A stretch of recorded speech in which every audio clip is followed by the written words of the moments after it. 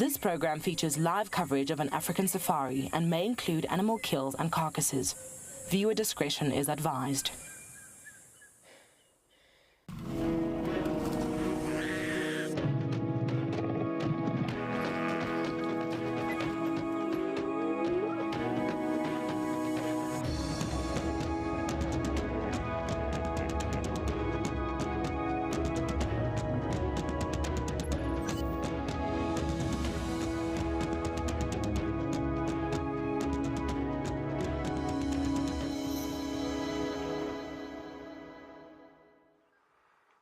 Good afternoon, everyone, and welcome back to WildEarth, your own live safari. And we're starting off here at Djuma Dam. Just gonna see if there's anything that came to drink, and from here onwards we're gonna sort of circle wider and wider and cover the entire Djuma property in search of wildlife. My name is Chris, and with me today on Camops is Craig, and we are on Rusty today. Cedric will be out on Wendy in a few moments, and then JP will be out at Pridelands again. And as mentioned, we're going to just spend a moment or two at the dam, and at the moment is a sounder of warthog right there on the inflow, as well as a few impala males around.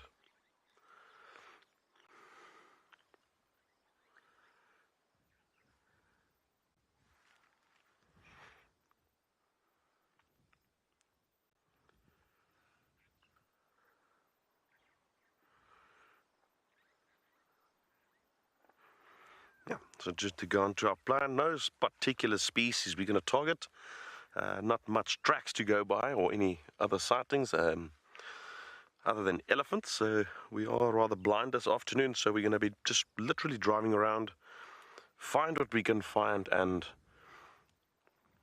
discuss what we see. It might be in the form of plants, it might be a track or two, it might be a bird or two, it might be hyenas, it might be leopard, you never know. Every single day out here is different. Every single drive is different.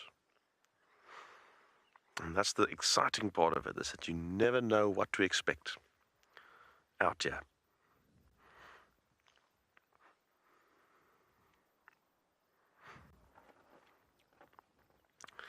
Well, it's a nice warm afternoon. I won't say it's hot. It's just rather warm, about 30, 31 degrees.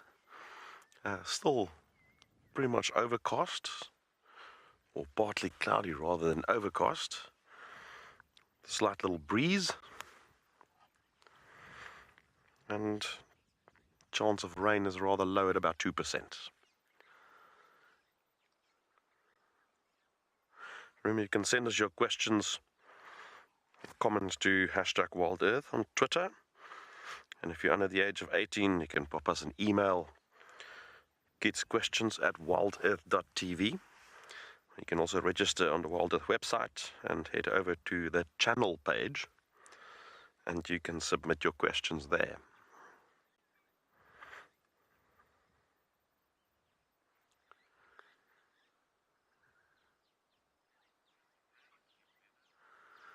I think it's a great opportunity to quickly take a look at the weather in our other locations.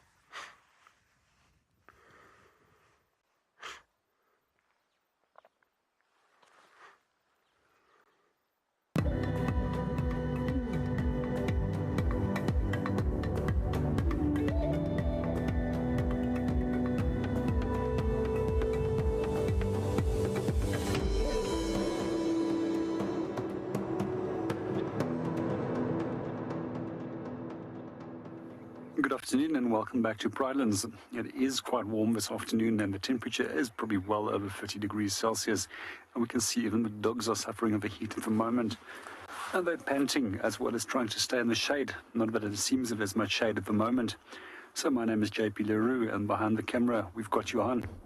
Our plan for this afternoon is pretty much to stick with the dogs and see what they get up to. Hopefully they will stay in areas where we can follow them, as well as in areas where we actually have signal. We're really very hopeful that they might actually try and actually attempt to make a second hunt this afternoon. So far this afternoon, we had a lot of interaction between them and elephants, and we hope to see some of those interactions again, as the elephants weren't too happy with them when they came to the dam to come and drink, and several times they were actually chased away from the dam, and then they returned again to the shade of this leadwood. At the moment, there's luckily a cloud that has moved in, and is providing them some relief against that direct sun. A group that we find here in Pridelands will sometimes disappear for quite a few weeks and then make their way back. So they do cover quite a big area. As mentioned earlier this morning, they do cover sometimes areas up to 450 square kilometers within the greater Kruger area. And we also find that they can move 50 kilometers at ease within a single day. So as for us, I'm very lucky to have them back on Pridelands, and that's one of the reasons why we decided to stick with them again for this afternoon.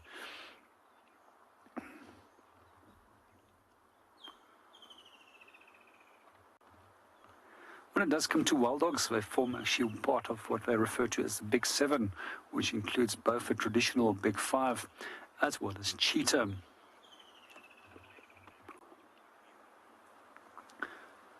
Good afternoon, Kubiko, and welcome to the show. The reason for them is at the moment they want water. They also know that it's one of the very few water bodies where animals are forced to come to. And if there's going to be an opportunity to make a hunt for this afternoon, it's definitely going to be the best place to start.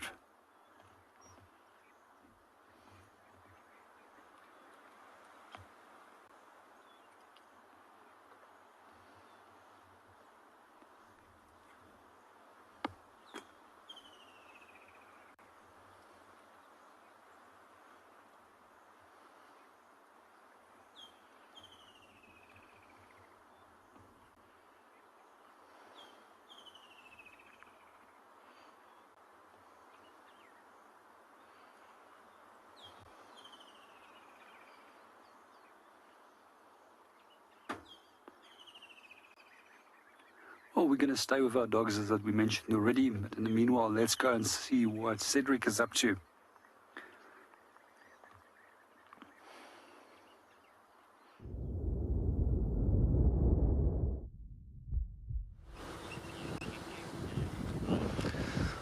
Good afternoon, everybody. Good afternoon. My name is Cedric, and of course behind the camera we've got Odie. Welcome to WildEarth for the sunset drive. Yes, it is a warm day. Still a bit of a breeze, as you can see, quite a bit of a breeze around here, but it is still very warm, and it's absolutely a lovely afternoon. I think we're going to have a fantastic drive. I see old JP's already sitting with the wild dogs. And I think looks like the afternoon has already started with quite a bang. I'm going to head towards the northern side. I'm going to go towards Biffle's Hook, Cut Line, go take a look around that area. I just want to maybe take a look at Biffle's Hook Pan as well. I've just got a feeling maybe we can Tlhalamba. We haven't seen Tlhalamba for a few days now, so I'm definitely in the mood to follow up that side, maybe take a look in the northeastern corner of our property.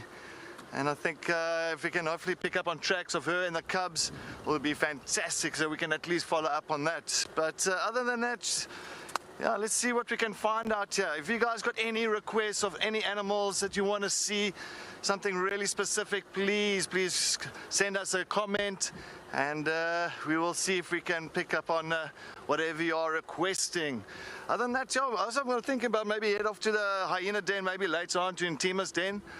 I did get a video from somebody yesterday afternoon where Corky was lying at the den site, at the entrance of the den site, and with the cub coming up, coming out quite nicely into the open and all that. And then just inside the den, you could actually just see a head coming out there, and it looked like another cub. It's an older cub. So that, I wonder if it's not Ruben's cub that's still, or cubs that's still inside there, and they just did not appear or didn't come out for us on that day.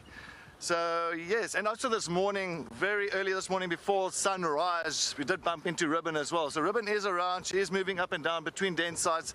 So definitely going to go follow up there and keep you posted and updated on that. So yes, please folks, stay tuned And let's enjoy the bumble and let's see what we can find out here for you.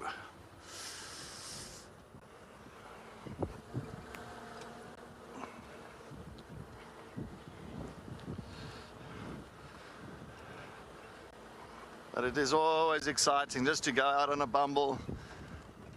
Never know what's going to pop out and who's going to pop out for us. So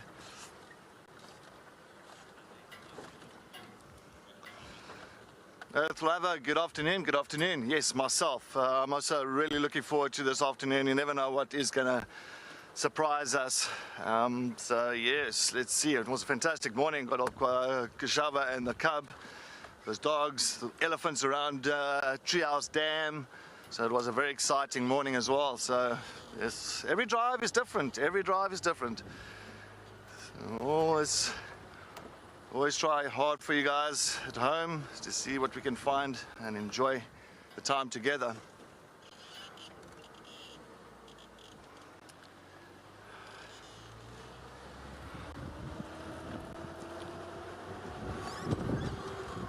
My idea of doing the Buffelshoek cut line is really to kind of make sure that the lumber did not cross over from Djuma into Buffelshoek.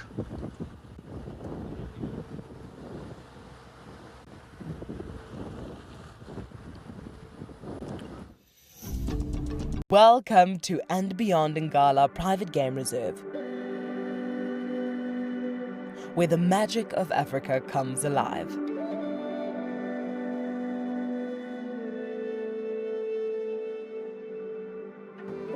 We are privileged to once again include this magnificent reserve and its array of animals to your screens in our daily live safaris. On a live drive here in the African wild. To celebrate, we are offering an unforgettable 3-night stay for 2 at And Beyond Ngala Safari Lodge for one of our lucky explorers. Tucked under a canopy of mopani and tambuti trees, Ngala Safari Lodge offers a variety of activities such as twice daily game drives, intimate wildlife encounters, eye-opening bushwalks and much more.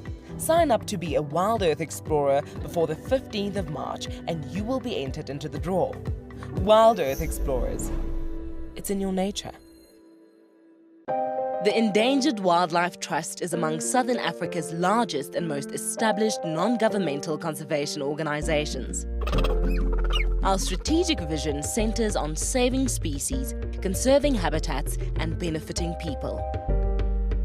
In 2021, the EWT secured habitats, reintroduced African wild dogs and cheetahs into reserves across Southern Africa, and created vulture-safe zones to reduce major threats to vultures, such as poisoning and electrocution. On the 3rd of March 2022, we celebrate World Wildlife Day under the theme Recovering Key Species from Ecosystem Restoration. Standing strong alongside our partners, donors, supporters and friends, the EWT staff have achieved remarkable gains for conservation. Thank you for helping us protect forever together. But I think that's him. I think that's the one in must. Okay, this is getting serious now.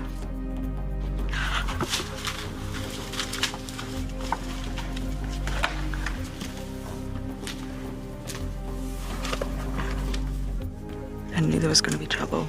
Too many bulls and must over one herd.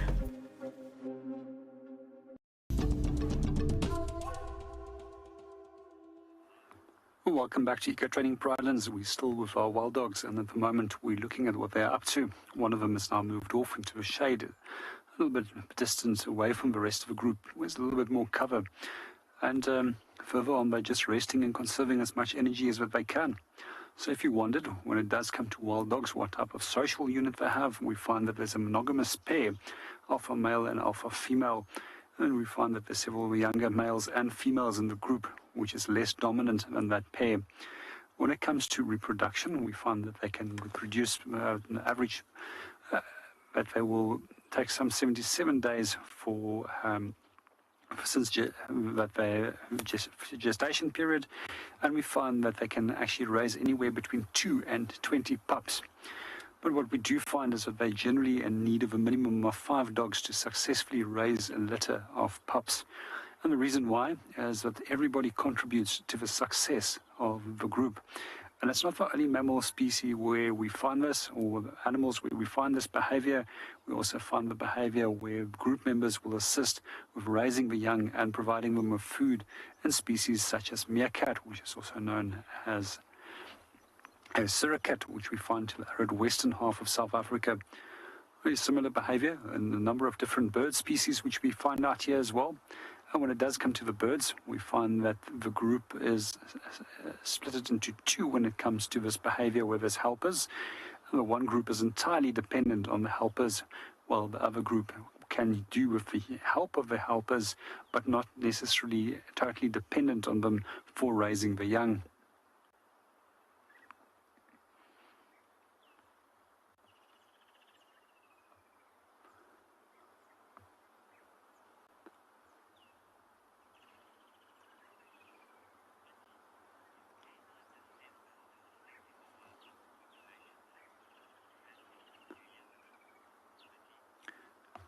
Good afternoon, Smitty, and welcome to the show. Yes, unfortunately, it still does have an influence throughout Southern Africa and other parts of Africa on wild dog populations. It's not the only species that can get it. We also find that the jackals and foxes can get it too. And quite often it is actually believed that it might have been brought in sometimes even by species like mongooses that might carry it.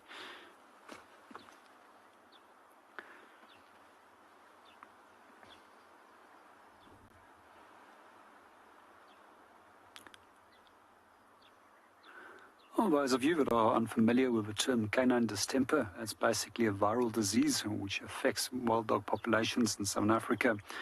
And it was brought in roughly in the 1902s, 1903, the establishment of Kruger National Park and a number of other conservation areas where domesticated dogs were utilized for managing a number of different predator species. And they were basically used for tracking down as well as hunting predators. And another animal that was used at that specific time to actually control numbers was actually horses, as it was the only mode of transport that they would have. And then at that stage, predator populations were culled in these conservation areas, and unwittingly the disease canine distemper was introduced within a large number of conservation areas. Out of past experience, I have seen that it can affect a population or a group of dogs within anything between 24 and 36 hours, that it can actually lead to the demise of a whole pack.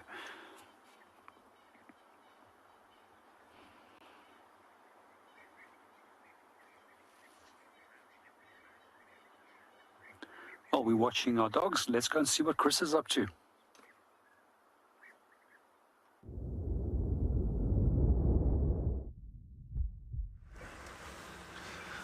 Yeah, goodness, it is quite a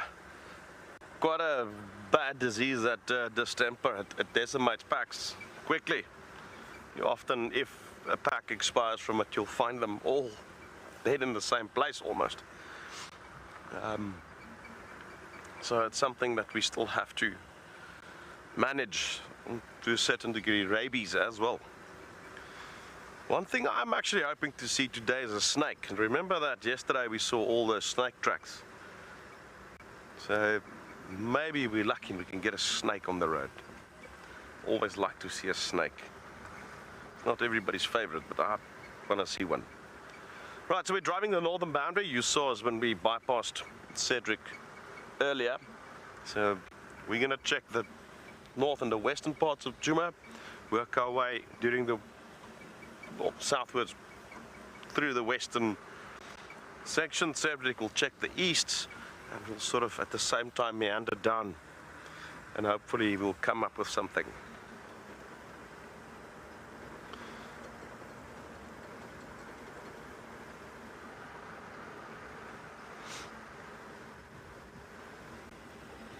Conditions are good. I mean, it's not too hot. I reckon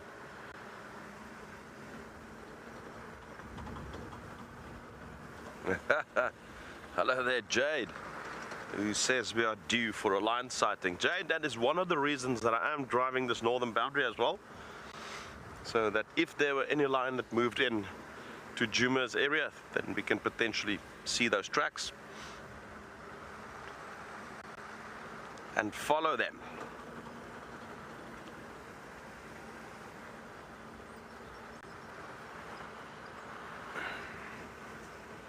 But at the moment, nothing.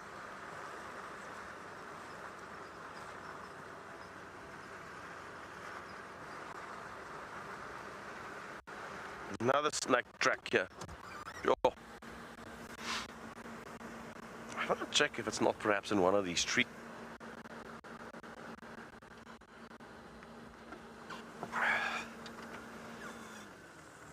There's a stunning view on the Drakensberg Mountains there.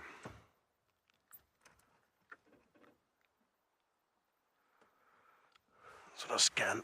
While we look at that, I just want to check here if that snake is around.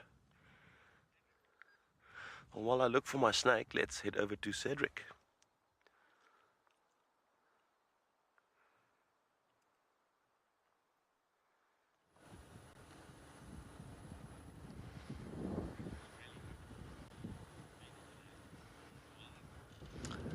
Yeah, snakes. Talking about snakes.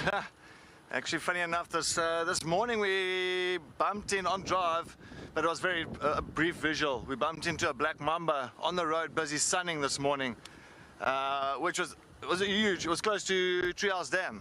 So of course, B came back and we came around the corner, and next moment the snake was lying right across the road. Now, you know, black mambas can get up to about 4.2 meters, and well, this one was not as 4.2 meters, maybe a good maybe 2.5 meters. It was a huge one. It was really, really thick, and I got a huge fright, but luckily it didn't stay for long. I was there for maybe 10 seconds on the road, and it decided just to slither off, and well, I got a fright and slithered off. But definitely snakes are awesome, lovely animals. I think at the end of the day, people really get them wrong. I think they rather avoid us than actually attack us. As a lot of people think like a black mamba is aggressive, but only if it's cornered. But it is territorial, but if it's cornered and you do disturb it, then it's a different story. I've had encounters with black mambas quite a few times, and I remember the one day driving, and they were actually here in the north, not far from here. We were busy driving, and I had my tracker sitting on the bottom, of course, at the tracker seat. And came away from a waterhole, driving down the road, and next moment this huge black mamba was curled up on the side of the road in the grass. I didn't see it, and next moment it reared itself up. As you know, it can rear itself up very, very high, and it was practically eye level with my tracker, and he got such a fright. I braked because I thought he was pointing at something, and he practically was like in a matter of a half a second, he was from the tracker seat, he jumped onto the passenger seat just like that. I couldn't believe how quickly he moved. It was absolutely insane, but yeah, you don't want to mess with him. That's another story. I see something on the road there. Might be a Franklin, or might be actually a Quran. I'm just going to quickly take a look this side. There's just something on the road in front of us. Looks like a red-crested Quran. Yeah, it is. I'll try and get there.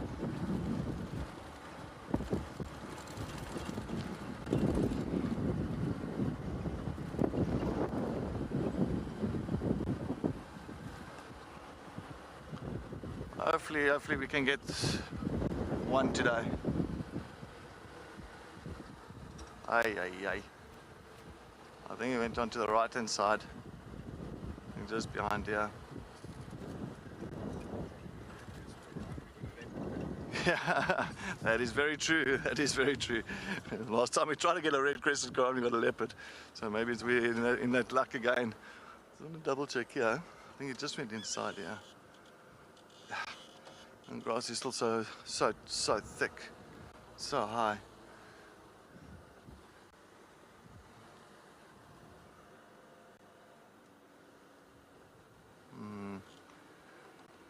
I think I see some movement here. Do I? No, I don't.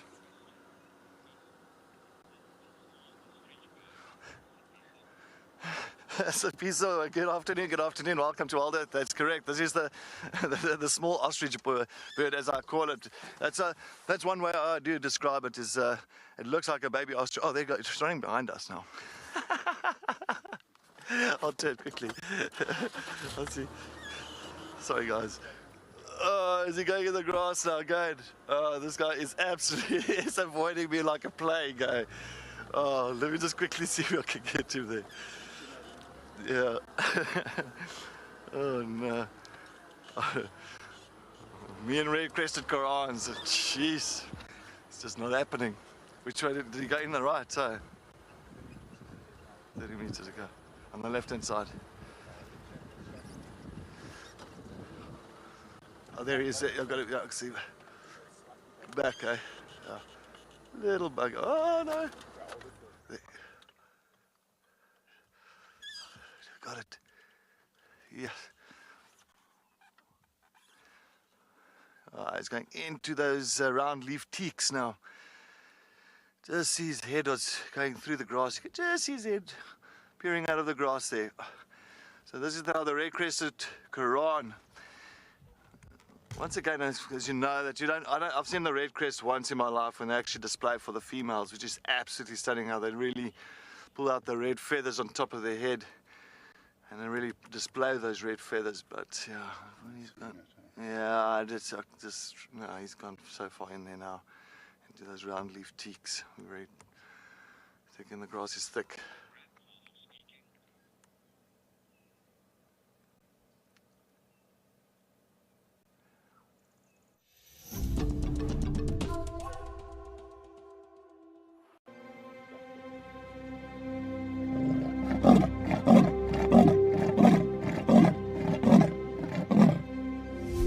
Yeah, Tengana. That's my boy.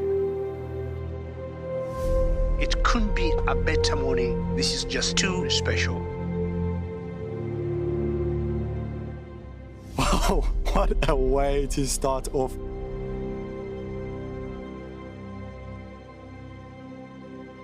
Bright colors, and it attracts the insect to the flower, which is exactly what we're watching right now. This is so exciting.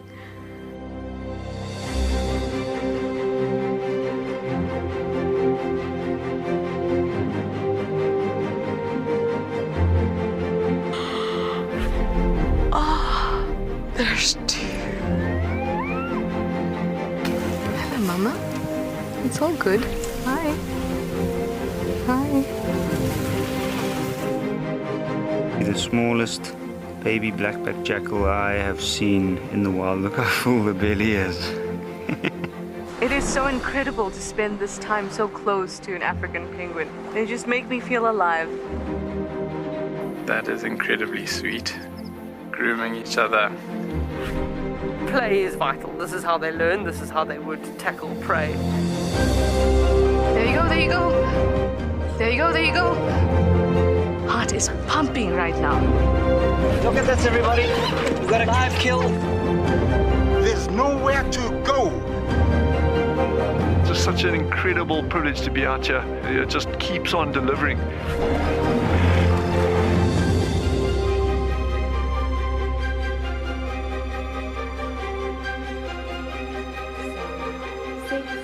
Five, 4, 3, 2, 1. Live.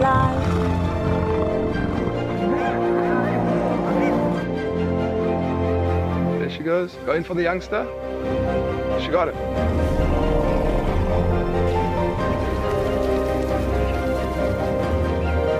That's what I'm talking about. Look at that. It is insanely good footage.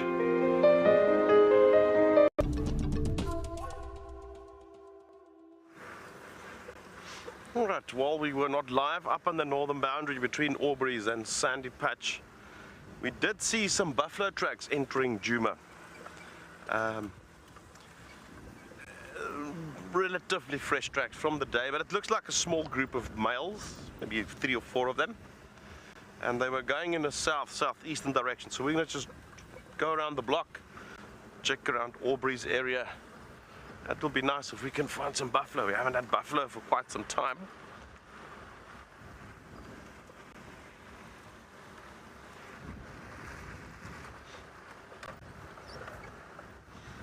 Now I'm just checking slowly around where they cross the road, so then we'll just take the next block and the next and the next, and hopefully that will work out for us.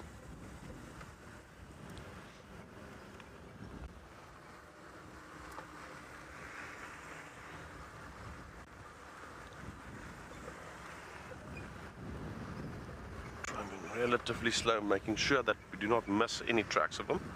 Luckily they're big animals with like big hoofs, you know, big sort of cow-like tracks, and especially even when they walk through the grass, you can see where they flattened the grass, so should be able to see potential tracks. Not expecting it here, probably closer towards Aubrey's.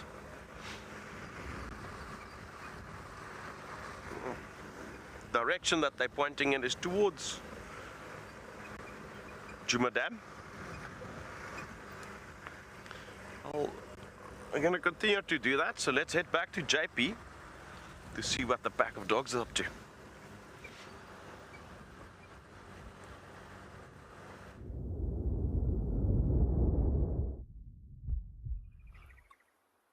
Welcome back to Eco Training Pridelands. We've been watching our dogs as well as a warthog and quite a few impalas that came in for a drink. The warthog, although not really having to worry much about the dogs, as they're not so numerous, they moved off. However, the impalas have just came in for a drink. And I don't think they've actually noticed them, because normally they would stop and move away if they do see the wild dogs. We do know that the dogs did make a kill this morning, as we saw them busy feeding. At the moment, I think they're a little bit too lethargic to actually respond to the impala that's on the opposite side of the dam. However, if it does cool down a little bit later, there's a very good chance that they actually might try and make another attempt on hunting some more impala. And meanwhile, we're just going to sit and watch and listen to all the different sounds in the background and just enjoy the sighting of our dogs and the other animals that are coming down to come and have a drink.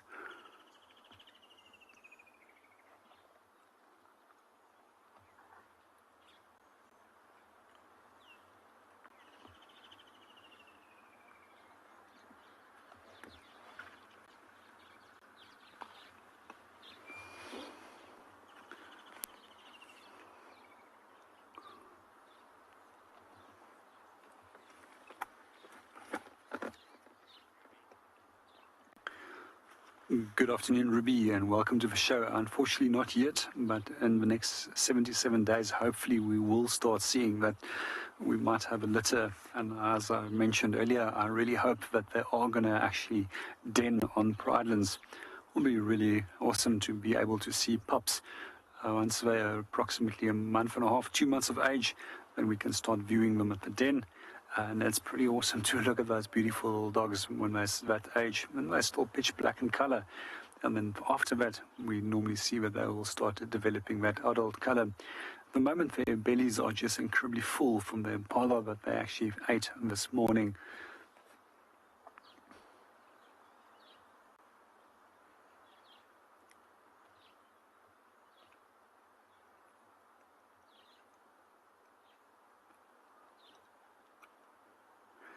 It seems that the impalas became aware of them, and they actually now moved away from the dam, and there's also a few of them that's actually staring back into this direction. However, they haven't started snorting. And good afternoon, Ali, and welcome to the show. In terms of the dental configuration, I'm not 100% sure what the configuration is that they have compared to that of domesticated dogs. But what I can tell you how they differ from domesticated dogs, and one of the ways is actually by their feet. And we find that most domesticated dogs, as well as jackals and foxes, all have a fifth claw on the front foot, which is known as a dew claw, which is quite high up. In the case of wild dogs, they've only got 4 toes, and there's no dew claw that's present on the side of the leg.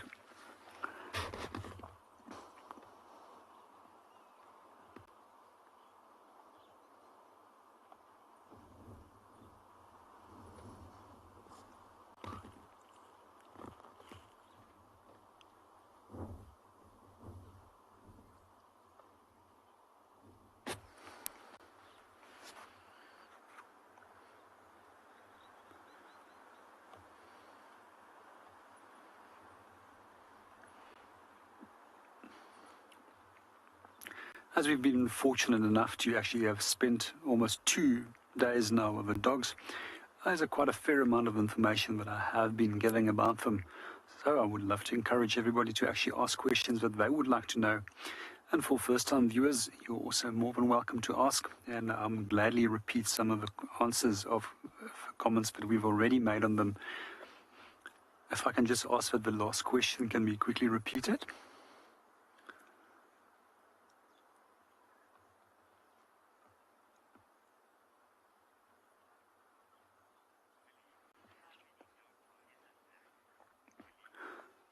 Good afternoon, Willie, and welcome to the show. It's only 4 that we find in this pack. But packs can be up as big as 50. However, the biggest packs I've seen was just over 22 dogs.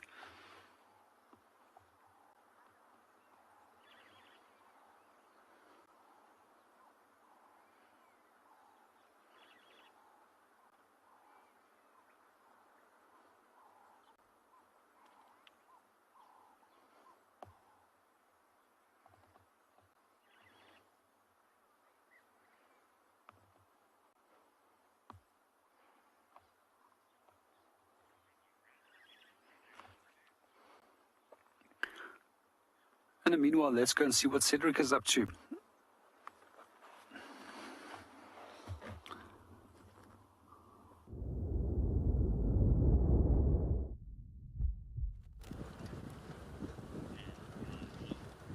Yes, welcome back to Djuma Private Game Reserve. Still on a bumble. Heading towards Buffelshoek Dam. I'm just going to take a look there. A lot of these pans, a lot of the smaller pans around the area, like Quarry Pan. We just went past Quarry Pan now. It's totally dry, totally dry. It just shows you how quickly the pans around there do dry up. You know, when this heat really evaporates and it draws all that water out of those pans, and especially the pans that's not that big and all. So that's why I'm going to Buffelshoek Dam. You know, Buffelshoek Dam has always got water. It's always maybe that lonely male hippo might be there, and even that greenback heron that we've been seeing recently in that dead, fallen over knobthorn. So maybe it might even be there, but we'll take a look heading into that direction. But it's also, the day is nice and cool. The day is definitely lovely, I'm going to say driving weather, where you can at least not worry about too much sun and the humidity and that the sharpness of the sun rays and all. So yeah, no, it's a lovely day. It's a nice breeze that's coming through.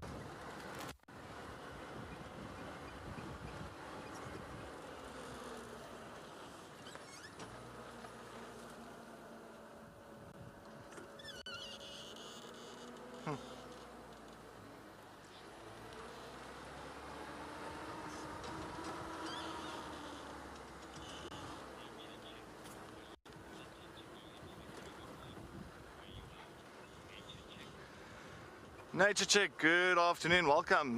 No, definitely it will not permit it to go into the Kruger National Park from where we are. The Sabi Sand is pretty much a privately owned reserve with private owners, so under one umbrella, 38 of the 38 owners under one umbrella in the Sabi Sands. And then Kruger National Park is government owned. So there we do have different rules and regulations from government to private reserve, but we are open. There is no fences between the Sabi Sands and Kruger National Park. So at least it's good for the animals, they can roam as they wish. But the vehicles, no, you cannot go over the Kruger boundary. And there is a very, not a big one, it's about 3 times as wide as this road now on the boundary of Kruger Park and the Sabi Sands, Manileti and Timavati. So what that road, every single day they actually scrape that road or drag tires over that road, so they're making sure that there's nobody coming in from the private reserves, especially with the poaching and all that happens. They make sure that there's nobody coming in from the private reserves coming into the Kruger Park. So if they do see tracks of a vehicle or tracks of people, shoes or feet or whatever coming in, of course then you'll find that the anti-poachers will follow up on those kind of things. So yeah, that's they're very strict with crossing over those boundaries, so it's definitely not permitted at all. Not a good idea.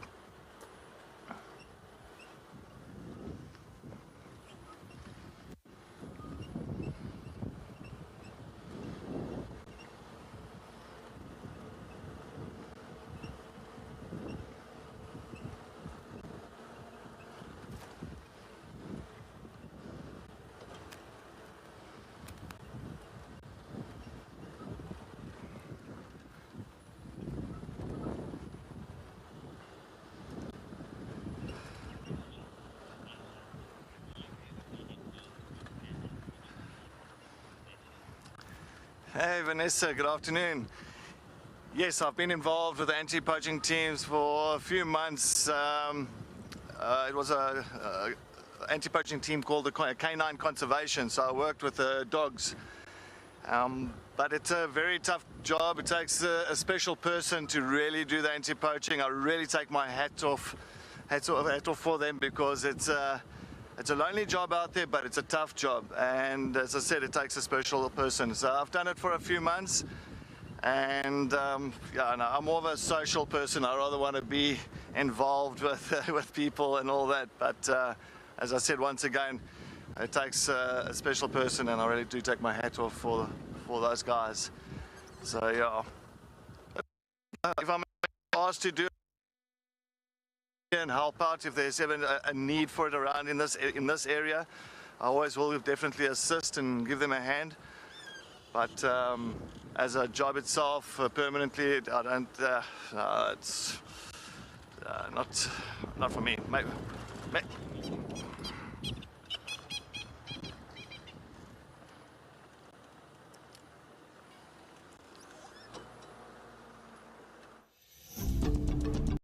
Do you dream of traveling to a far-flung wilderness location where life continues as normal? A place where you can escape to nature and breathe. If you become a WildEarth explorer, then this could soon become a reality. Subscribe today and stand a chance to win regular travel prizes. WildEarth Explorers, it's in your nature. Pangolin, known as the respected wise old man of the African bush, is said to be a symbol of good luck and the bringer of rain. 8 species of pangolins are found worldwide, of which 4 occur in Africa. This mysterious creature is now the most poached animal on our planet. The African Pangolin Working Group will strive towards the conservation and protection of the African pangolin species and the habitat they live in. The African Pangolin Working Group has been mandated by the Department of Forestry, Fisheries and the Environment to assist and support with the retrieval, release process and the research of pangolins in South Africa. Each rescued pangolin is assessed, treated and rehabilitated by an experienced team of veterinarians and rehabilitation specialists.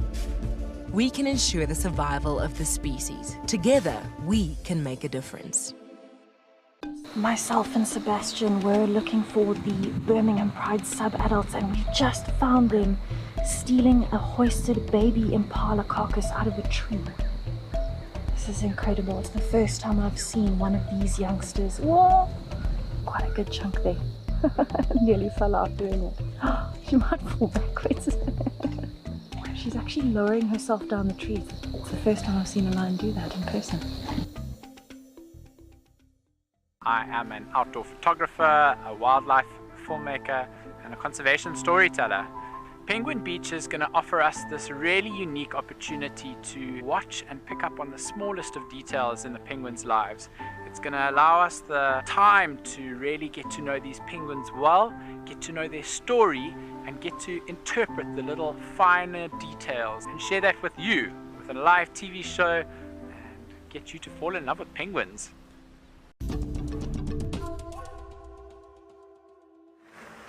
Alright, so we found more tracks of that buffalo on Aubrey's. So they continued down Aubrey's a little bit and they crossed Aubrey's towards, looks like they're pointing towards Gallagher Pan. We're on Gallagher at the moment.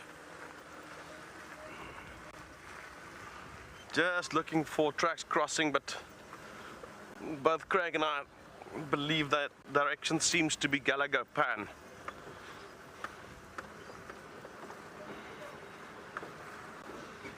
So we're just slowly cruising down the road just to check that they haven't crossed here either.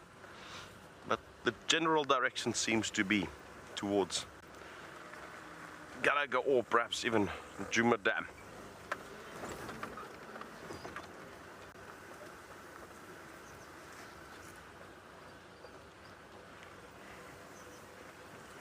No, that would be great if we can find some buffalo. It is not seen any buffalo on the shift at all. not a big herd, it's only a few individuals, maybe 4 or so. But it's buffalo, nonetheless.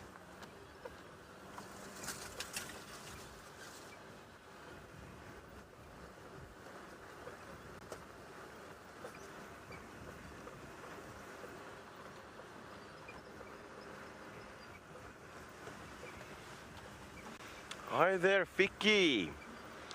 Vicky's got a question there, whether the dams here ever dry up completely. Yeah, they do. Obviously, the bigger dams usually holds its water throughout the dry season until the rain comes again. But the smaller ones, like the wallows and the smaller pans, will definitely dry up. Yeah, indeed. And then through severe droughts, even some of these big ones have been reported to dry up as well. Although it must be quite a severe drought for the big ones to dry up as well.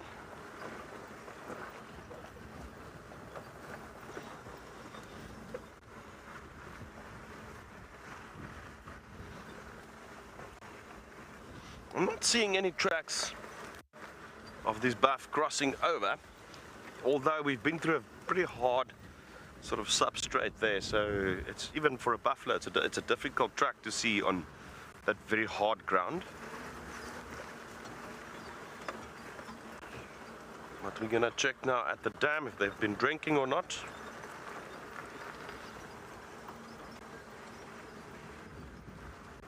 But it sounds like Cedric managed to get himself a waterhole as well, and we'll be at Gallagher Waterhole soon, so let's head over to Cedric in the meantime.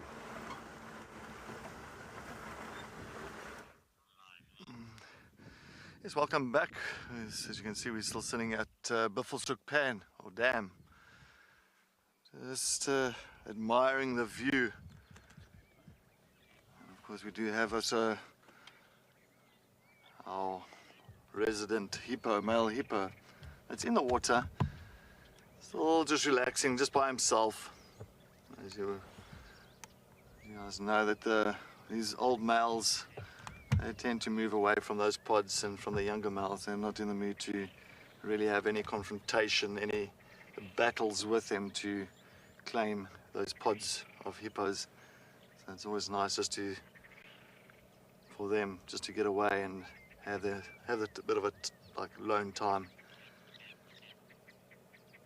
Because as you know, hippos, they pretty much spend most of the day in the water. I do not have any of the sweat glands and all that, so if they're really out in the very hot days, you'll find summer times during the daytime, if there's no water, it could be fatal for them, especially if it's too long out in the open. The skin will start cracking, start breaking up, and that's where they can start bleeding and actually bleed to death, which is not really a way to go for them, and that's when they pretty much lose a lot of strength. That's why you'll find hippos always hang around in the water during the daytime, just to keep that skin nice and wet. And they can travel great distances at night time. They're very much selective grazers, so they do have certain grass species that they really enjoy more than others. So you can find that hippos can move at least easy about 25, 30 k's at night time if they want to. They'll have their certain areas in their territory that they know exactly where to go for those grasses, and they'll go back and forth all the time there. That's why you always have these hippo pathways leading out of the dam into certain directions and certain areas, and then they'll return before the sun starts coming up early in the morning. They'll come back into their waterhole.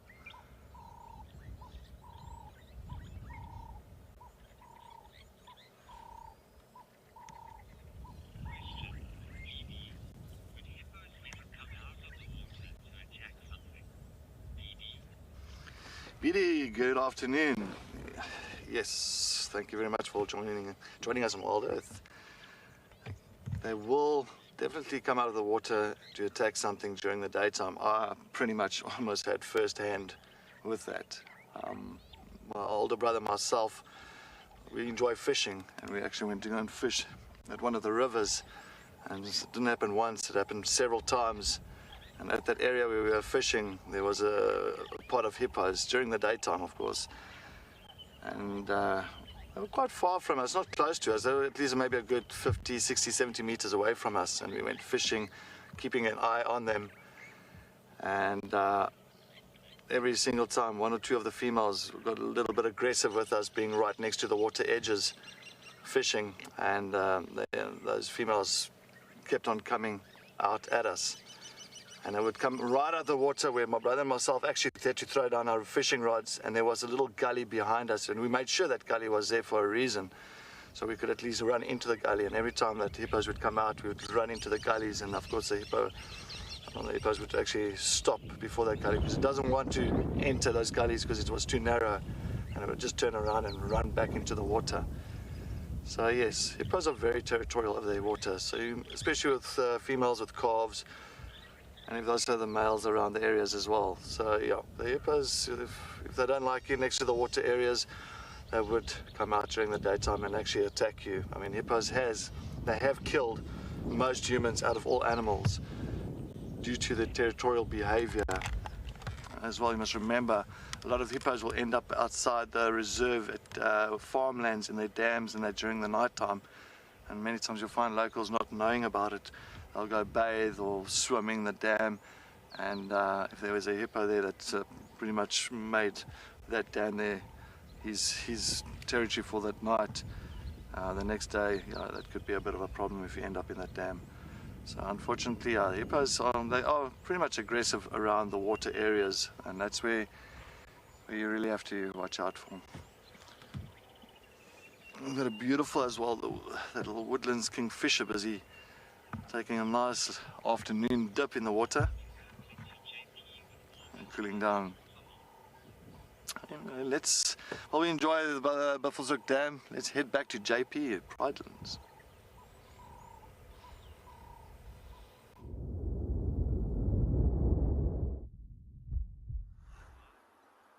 Welcome back to Pridelands. And Ndlovu Dam has been exceptionally productive this afternoon as well as throughout the day. There's so many different species of animals that have actually popped in here to come and have a drink. And we just had 2 more elephant bulls coming in for a quick drink. Where the dogs are lying now, they can't smell them as if the wind is actually blowing from the elephants towards the dogs. If they do come past here, they will actually then see them, but their eyesight is not so great. So they might actually only start seeing them here from 30 to 40 meters if they are actually moving. So far throughout the earlier parts of the afternoon, the dogs was on a few occasions being chased by elephants, and every time they used to, after that they did come back, roughly some 10 to 15 minutes. We're just very happy that they did come back and didn't provide us with too much of a challenge on relocating them.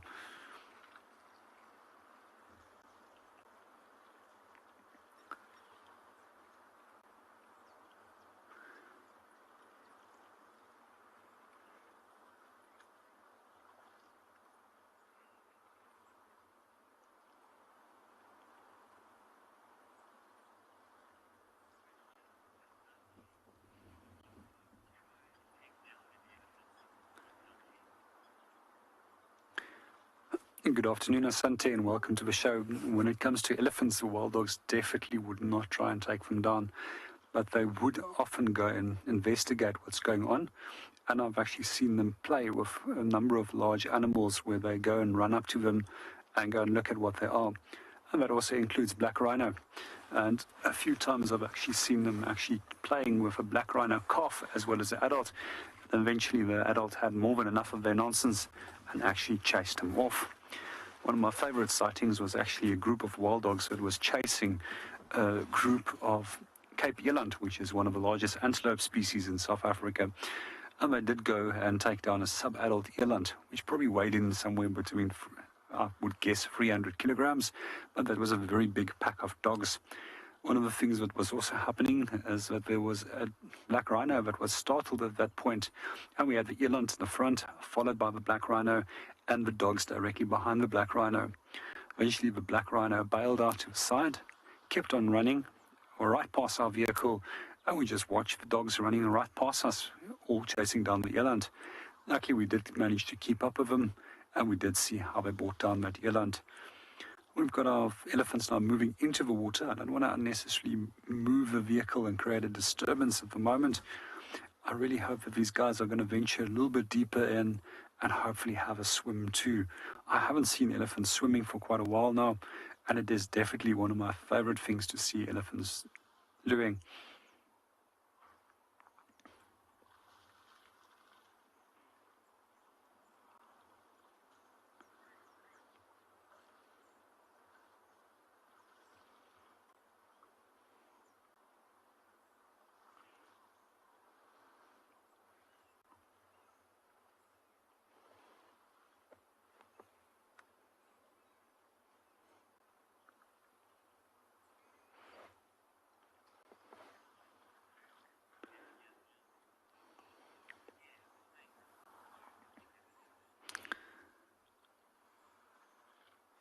Good afternoon, Luke, and welcome to the show. I'm not quite sure if they're actually scared of snakes, but I definitely think that they would keep some good distance away from a snake. But I've never seen them actually having an interaction with a snake before. But when it comes to domesticated dogs, we do often find that they will try and go and bite snakes, especially species such as Jack Russells. They don't know when to actually stop and when to leave things alone. And often they end up being bitten by the snake as well. And over here in the Lowveld, we also find quite often that many of the snakes over here has the ability of spitting venom, and one of those snakes is actually known as a Mozambique spitting cobra. And they quite often, if a dog will bother them, directly spit into their face. And generally they learn very quickly from suffering from incredibly painful eyes that they should be leaving the snake alone. One of the things that I did see that was quite interesting a while ago was actually African wild dog that was in a shallow pan, and it was chasing frogs and toads, and eventually it managed to grab one of the toads. And what toads do have is a toxin in their skin, which is referred to as bufotoxins, and that actually led to the African wild dog starting to froth around the mouth. I've seen this a few times with domesticated dogs as well, where they made the mistake of actually grabbing toads, and very quickly they learn that they're best to be left alone. But once again, Jack Russells very seldom learn. I also do love Jack Russells. They're fascinating dogs to watch, and I'm quite amazed to actually quite often see one of them, of a friend of mine, that used to climb into a tree. I mean, I did a little bit more reading about Jack Russell climbing trees. That seems to be quite common behavior. And then I also discovered that jackals also do it at times. As long as it's a fairly easy tree to climb, they'll climb up, and then they will just simply survey the area around them. One of our dogs has just got up. I just want to go and see what he's going to get up to, or he's going to get up to.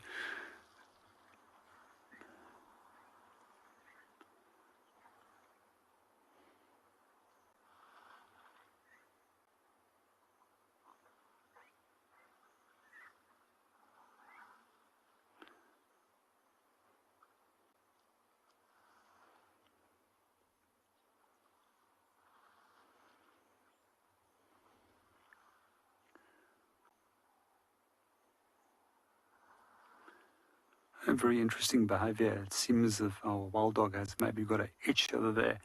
Now he's just urinated directly on top of that object, which is actually indicating there's marking the object.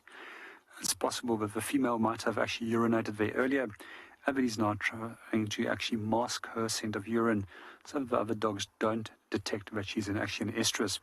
What you'll notice at the moment is it is actually checking the reproductive condition of the female by simply sampling the urine.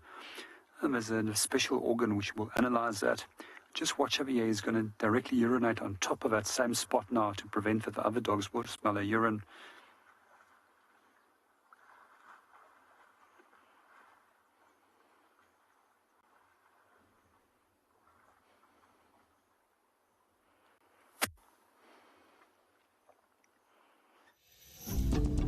Peaceful surroundings, the nature is not something I can get in my homeland. So it's wonderful to be able to be live, with you guys and feel like you're actually there. If you want to go on safari with a Wild Earth guide, whilst honing your bush knowledge and of course featuring in one of our shows, then head over to our website. With wild dogs, wonderful, absolutely wonderful. We don't always get to see those, so that's just been amazing. Sign up to be a Wild Earth explorer and you could be making your first ever on-screen appearance. I wanted to be part of the support of Wild Earth. It brings so much to everybody, and everything has brought so much to me, especially, got me through some difficult times myself. I found Wild Earth shortly before I was going to go through some things in my own personal life, and it's what got me through, and I know that's a story for many, many, many people, so it's important to me to provide support to that.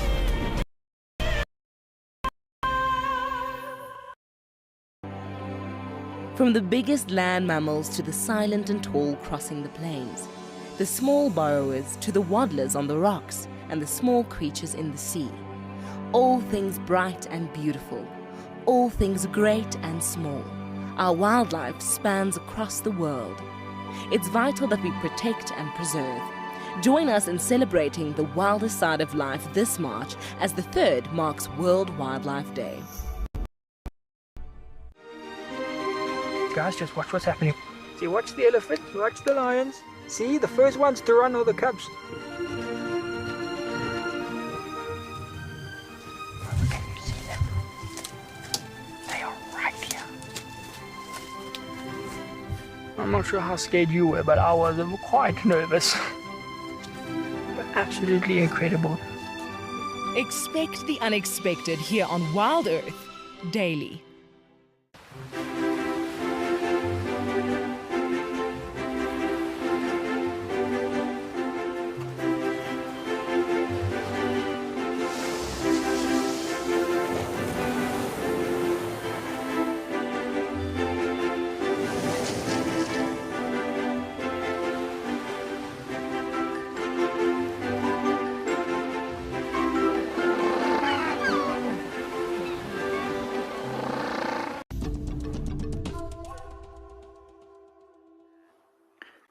Welcome back to Pridelands. One of our elephants did make an approach towards the dogs when they did see the dogs starting to move.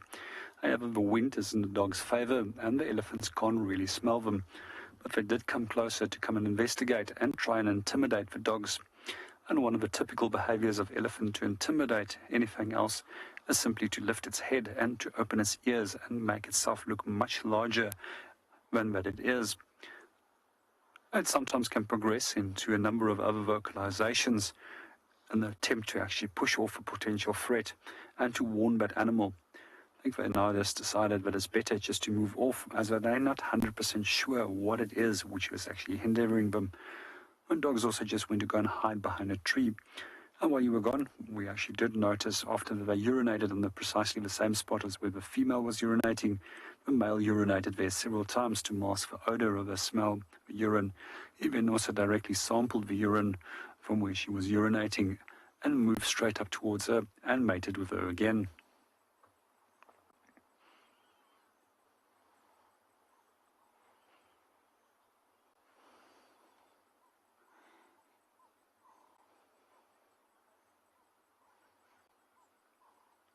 And this is pretty much the right time for wild dogs to actually start mating, as they got a 77-day gestation period, and they love to peak their den here by the end of April and then the beginning of May.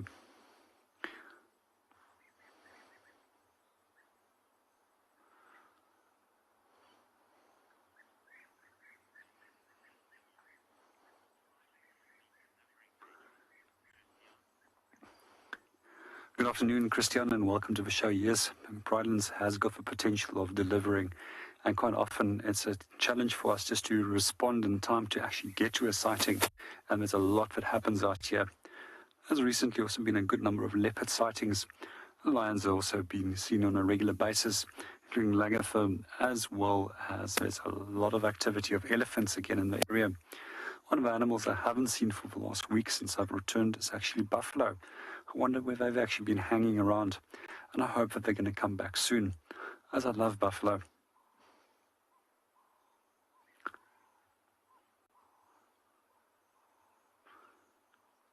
Our elephants now have actually gone to the opposite end of the dam. I just lost visual of him behind the tree. Hopefully he's going to come out from behind there. And it seems that they actually went to go and drink on that side, where there's less of uncertainty of what is hindering them.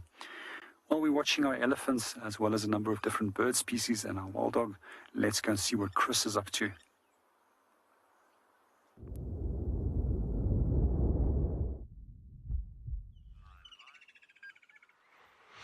And our buffalo tracking has led us back to Djuma Dam. They're in the block north of the dam. No tracks coming out, so they're probably slowly grazing towards the dam. We did, however, see a herd of elephants right here on the other side of the dam. They might appear soon. In the meantime, there's a couple of baboons, which is not something we see too often on camera. Not that they're rare, it's just we seldom get them to stand still.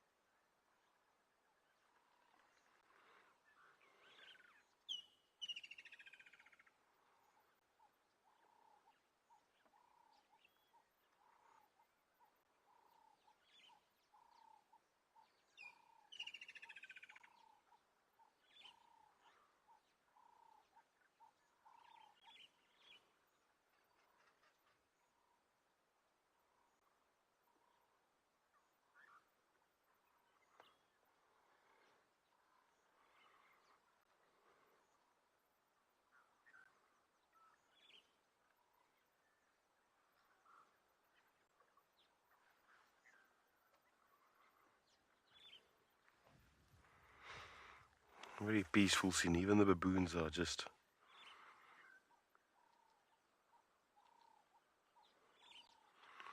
taking it rather easy.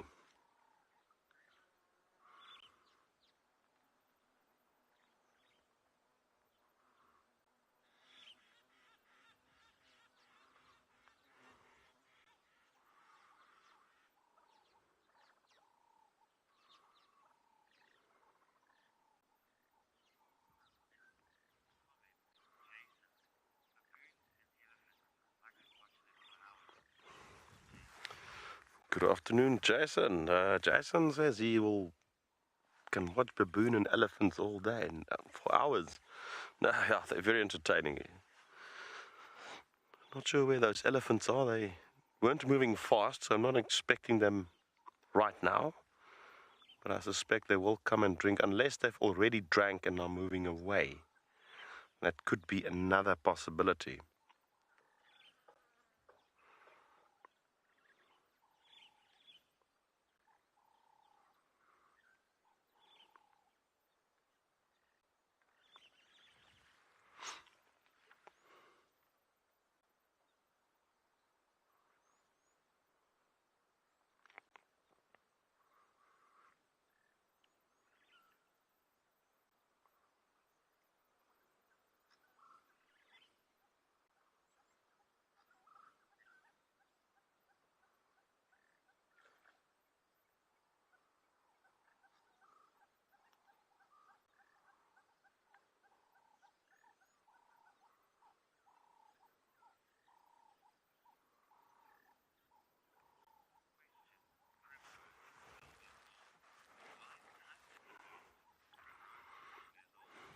Hi there, Primrose.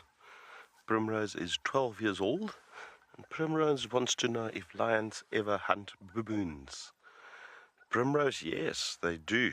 I've seen lions take them on a number of occasions.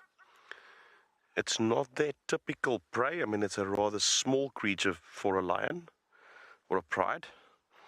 But I have seen lionesses that are by themselves, or like a pair or even 3 lionesses that have been targeting baboons.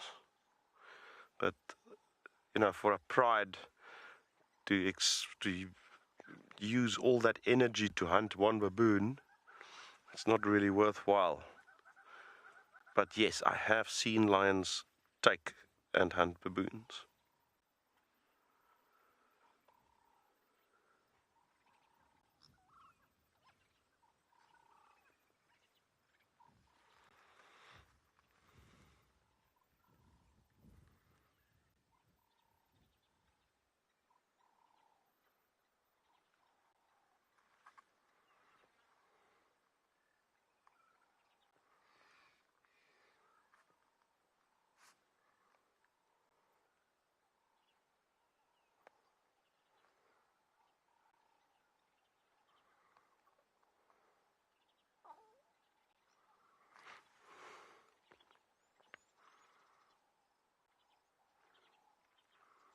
Just love the sounds around the waterhole.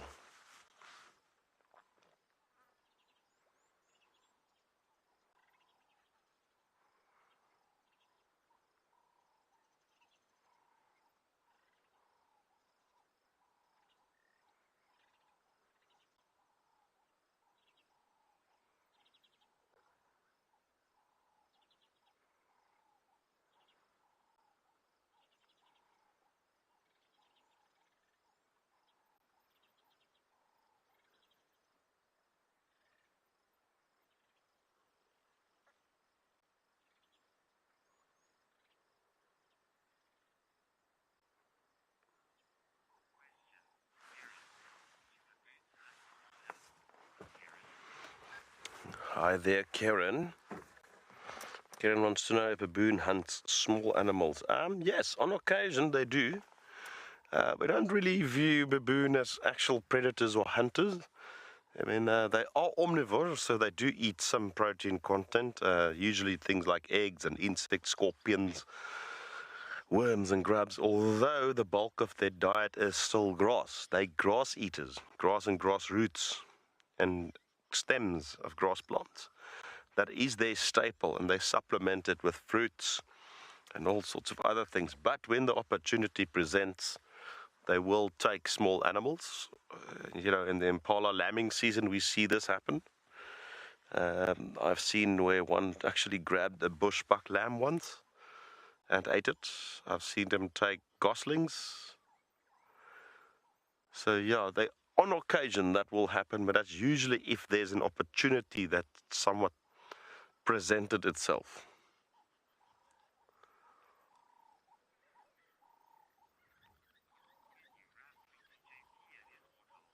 Well, let's go over to JP and see what his waterhole brings up.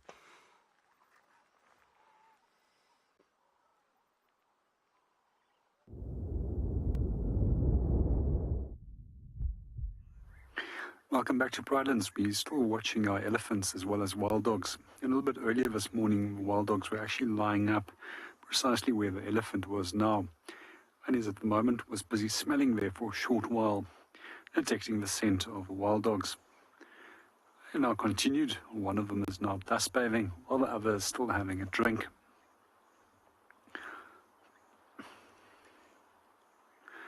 While we're on our elephants, I just thought that there's a few things that we can quickly share about the differences between males and females, as I often get asked what is the differences between a male and a female, as well as what is the difference between their social structures. We quite often find that males can be either on their own or they can be in bachelor herds, which is all male groups.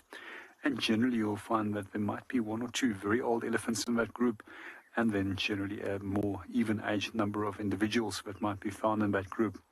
And quite often, young males of approximately 12 to 15 years that have been booted out of the breeding herds will join those bachelor herds for the first part of their life, roughly up to some 25 years of age, when they're large enough to start competing.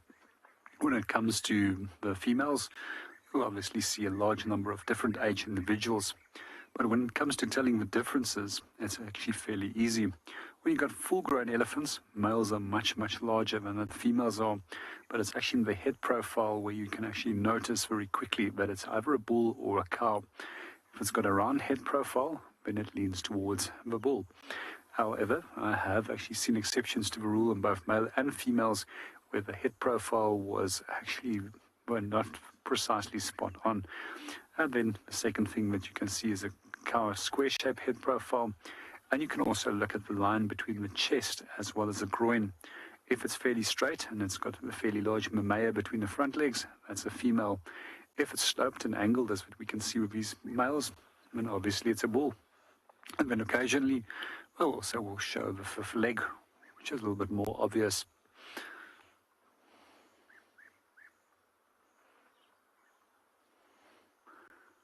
There's also another interesting question which often pops up, and the question is, what is the difference between forest elephants as well as between bush elephants or savanna elephants, as these are also known? The first thing where people quite often lean to forest elephants is thinking of Naisner elephants as forest elephants. They're actually still a savanna elephant, as forest elephants occur in Central as well as West Africa in forest. They're slightly smaller, And another feature that they have is actually straight tusks compared to typical bush elephant or savanna elephant, which has a arched tusks. Sorry. If you also look at the species name, the genus of it is Loxodonta. It actually means bow tooth, and Afrikaner, bow tooth from Africa. In the past, they actually used to consider the forest elephants as well as savanna elephants as the same species, and that they were considered to be as different subspecies, as there was some form of interbreeding taking place between populations.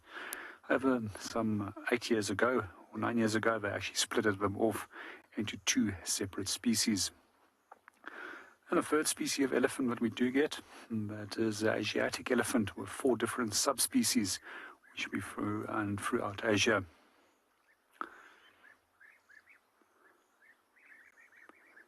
They also differ from the typical savanna as well as forest elephants by actually having a bulge on the back, as we almost find that there's like a little saddle in the savanna and forest elephant's back. And then there's almost like a double lobe profile if you do look at the skull of the... Our elephants have now moved off, and we're just going to pan back maybe on our dogs and see what they're getting up to. At the moment, they're just trying to rest as much as possible. And you can see how heavily they're still breathing. And quite often we find with animals with full tummies like this, is that breathing can become very tricky, especially if you have gorged yourself with such a large amount of meat. I often see it with lions as well, where lions are so full that they actually have to lie on their backs so that they can actually breathe effectively as their stomach pushes against the lungs and the diaphragm. But here it's also a case of heat that's actually robbing them of a lot of energy. And where they are lying is actually on the shaded side of a tree. However, we can't see the shade at the moment, as the sun has now created a shadow. And the clouds have now created a shadow in front of the sun. But still, I can feel it. It's hot. I've myself gone through over 1 liter of water since I've actually been sitting here. And it's also quite humid at the same time.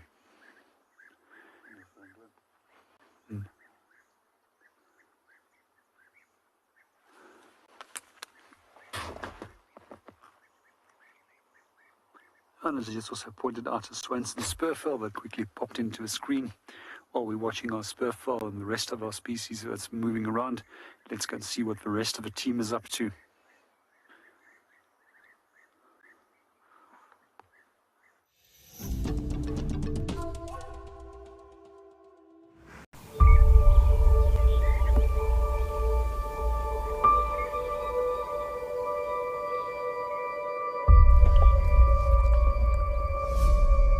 Look at that, it's amazing.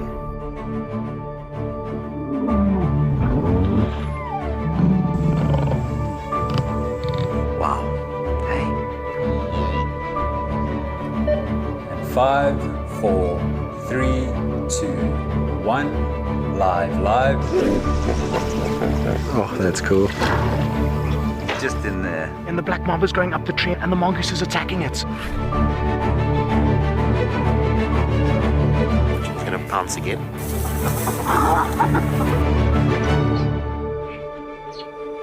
Sure, you can all agree with me. It's not a bad start to our Wednesday morning.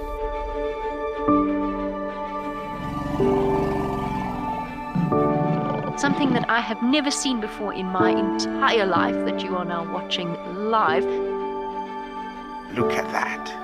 It's just beautiful. Fantastic display by a little herd of springbuck. How is this view? My heart is in my mouth, everybody. Amazing, they've locked their tusks together. You can hear the cracking branches.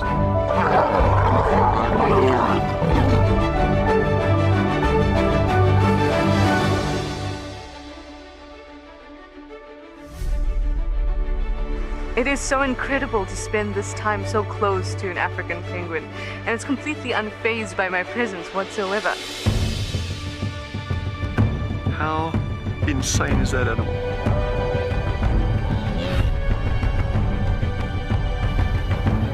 Amazing.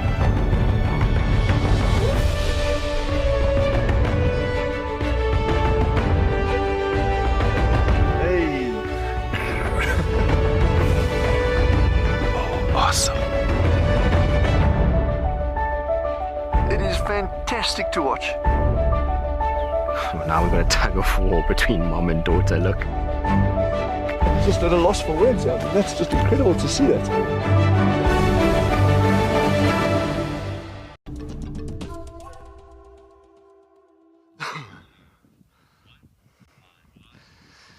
Welcome back. As you can see, we are sitting here at Chitwa Dam. You can see it's having a beautiful visual on an African jacana. Just feeding off insects around from the water hyacinth. The African jacana's got these long toes, so they can easily walk on top of this hyacinth, even the water lilies. Really adapted well for these kinds of areas. So very interesting with the jacana as well. You know that the female will not just have one partner. The female will go from male to male, and she'll try and mate as much as possible and create as many nests as possible for the males to look after the chicks and also incubate the eggs. Excuse me. So very interesting facts about the jacanas. As you know, the jacana chicks, they use two pretty much ingenious strategies to ensure their personal safety. So they kind of use different ways for kind of being safe in case there's any kind of predators or any kind of danger around. And one is to actually dive underwater. So the little chicks will actually dive underwater and leave only their little beaks, their little bills, pretty much just showing above the surface, just like a snorkel. And that is one way of getting away from the predators if there's any kind of danger around. It's a survival tactic that's not used by pretty much the adults. They don't really use that strategy, it's just the chicks. Also another way is just to be lifted and carried away under the males. They're pretty much their protective wings. And the only way you really see it, you see the little toes of the little chicks actually just kind of showing out from underneath, like dangling out underneath the protective wing of the adults or of the male. The African jacanas, they've got their little ways of safety and using certain safety strategies in this area. As you know, there is a lot of different kinds of predators that hangs around you, even like your water monitor. So they do have to really watch out for those things. They have to really adapt themselves for these kind of areas. But it is still a beautiful afternoon here around Chitwa Dam. Still a lovely breeze that's coming through. So it's not hot at all. It's actually a very pleasant day for us to really look out and hopefully pick up on some cats for you around this area.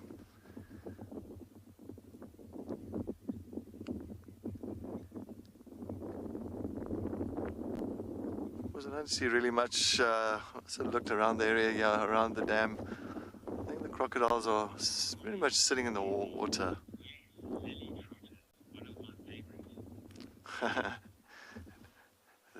There's a daisy. Daisy, good afternoon. Yes, lily trotters, definitely. They're actually fantastic. Those long little toes. It trots along the lilies and on top of all those water weeds. It's amazing. It's how they do it so lightly. Feels like I want to do it, but I'm sure I'll just sink. I'll go right through.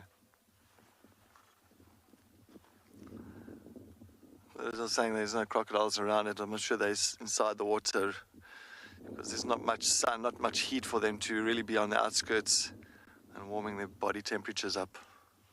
I don't really see them at the moment.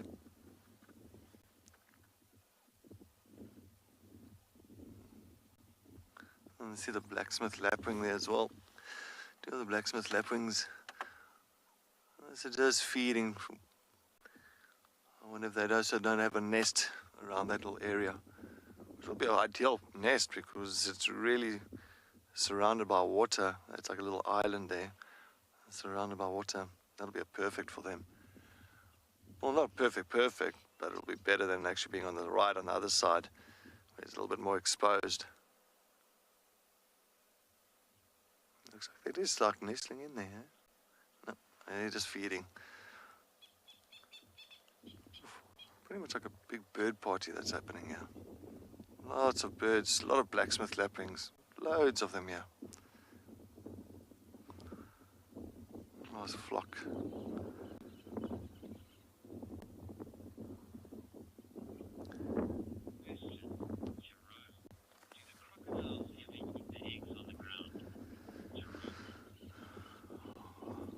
Jerome, good afternoon. Do the crocodiles eat the eggs? I'm sure you're talking about the lapwings. I'm sure that even if it's a young, small little crocodiles, I'm sure they'll take that opportunity, just like your water monitors and your rock monitors, they'll pretty much eat the entire shell and egg.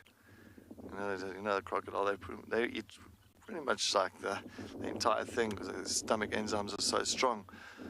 Definitely they'll take that opportunity. If not, why not? I mean, I've seen crocodiles actually eating other crocodiles' eggs, actually digging it up before and actually just eating other crocodiles' eggs. So it just shows you. I'm sure they won't mind if it's a bird egg. I think it's just as good. Just as high in protein.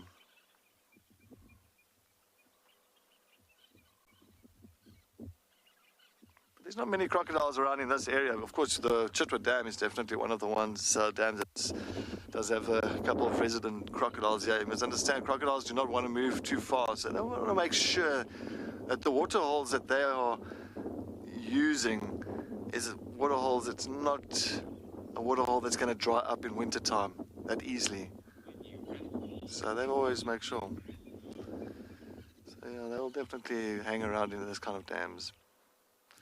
Anyway, while we sit here at Chitwa Dam, still listening out and we're looking out, let's head to Chris and see what he's up to.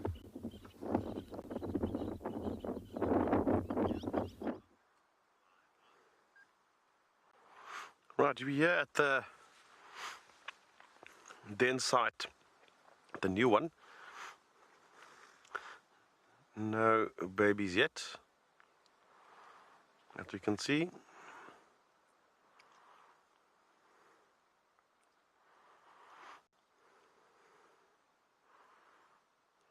I'll just sit here for a bit. She's been calling there into the hole.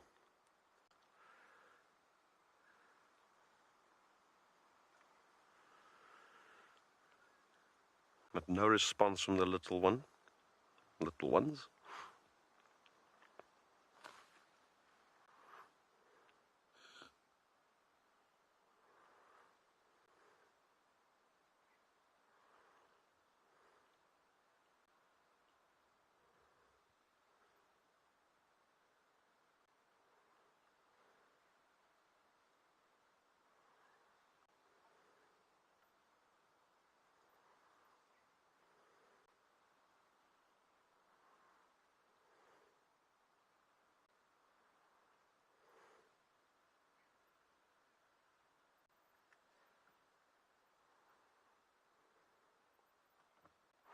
And it is still rather hot, you know, warmish, not hot.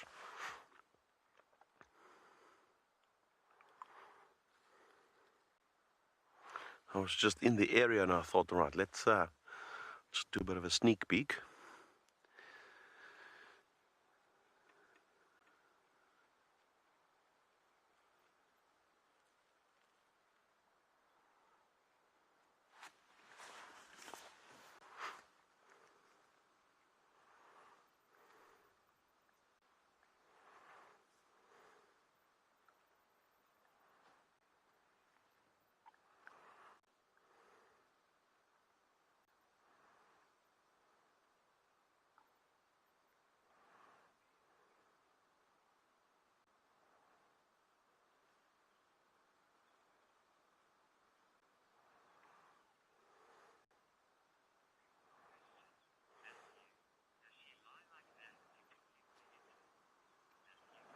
Hi, Matthew. Yes, indeed.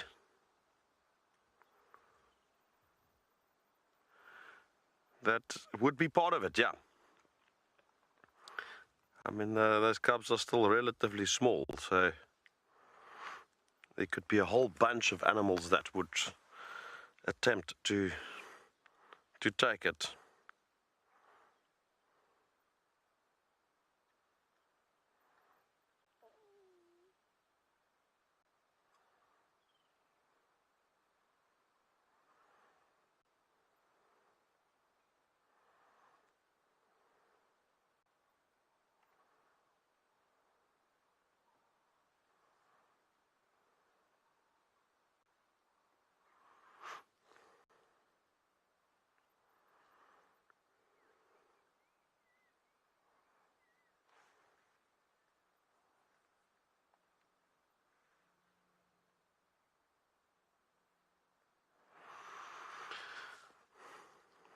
This looks like this is perhaps hot.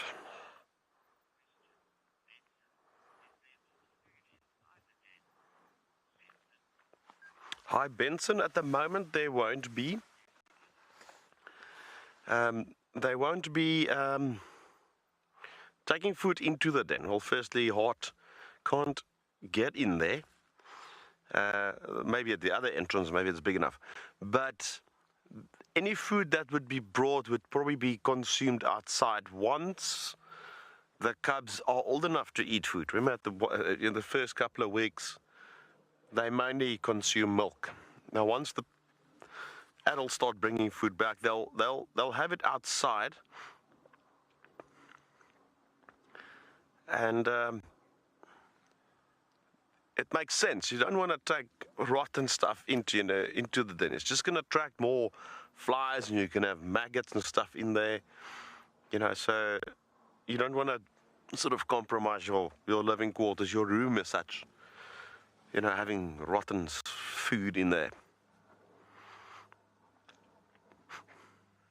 We'll have to see when they suckle, they'll come out, because very often the entrances are too small for the adults to actually go in there. And so yeah, we'll keep an eye on it. We'll wait a bit here. We'll see if there's any cubs emerging.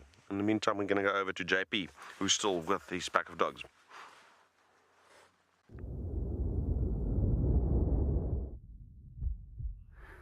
Welcome back to Pridelands. We were just watching one of the dogs that urinated on the ground and then directly went to go and roll in its own urine so that scent can impregnate on its coat.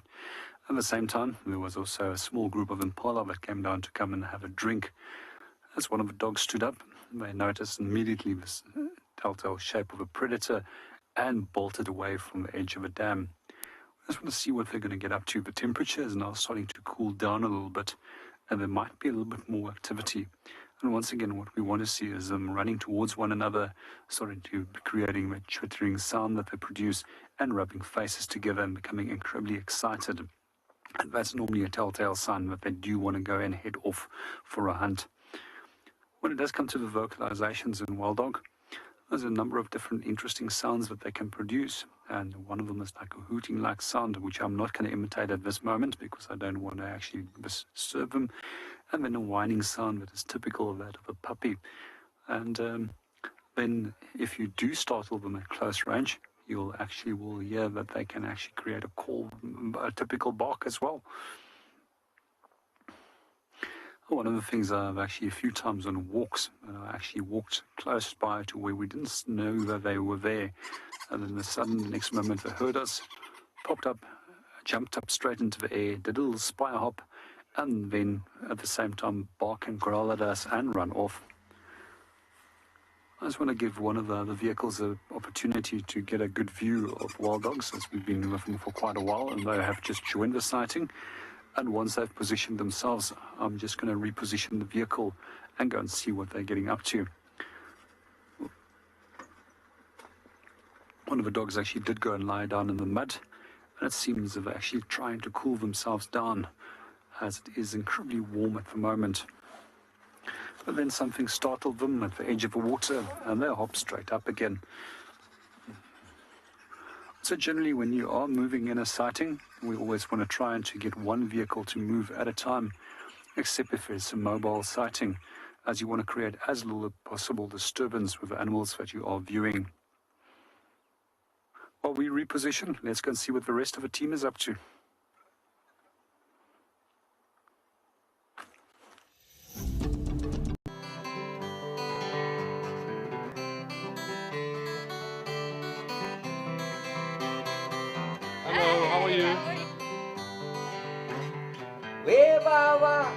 Shatike emhlabeni we baba babansati banhlupha we baba abafika endlini yami awungathi bangafike kathithimela we baba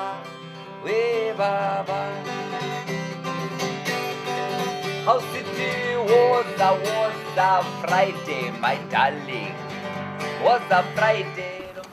This is that one, I don't know if you've seen guys make soap out of the leaves. Yeah. Hey, my sweetie, was a Friday.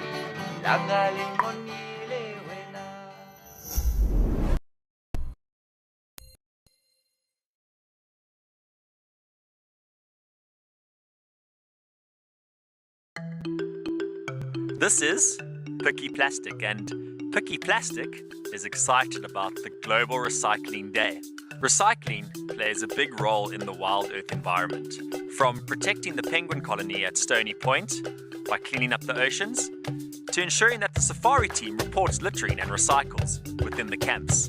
Join WildEarth and be a part of Global Recycling Day on the 18th of March 2022. Guys, have a look at what we've got. This is better than my birthday. Look at that. This is the first time that I ever see cubs this small. This is so special.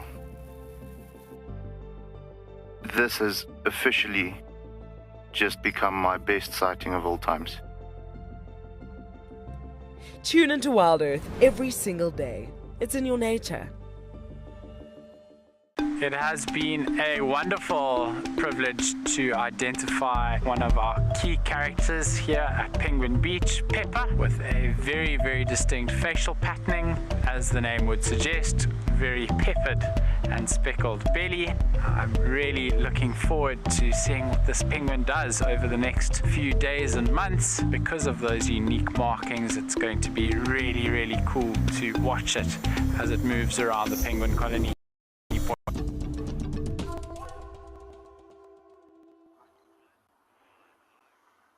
Welcome back to Pridelands. Some of the dogs have now actually moved into a muddy area where they can go and cool themselves down.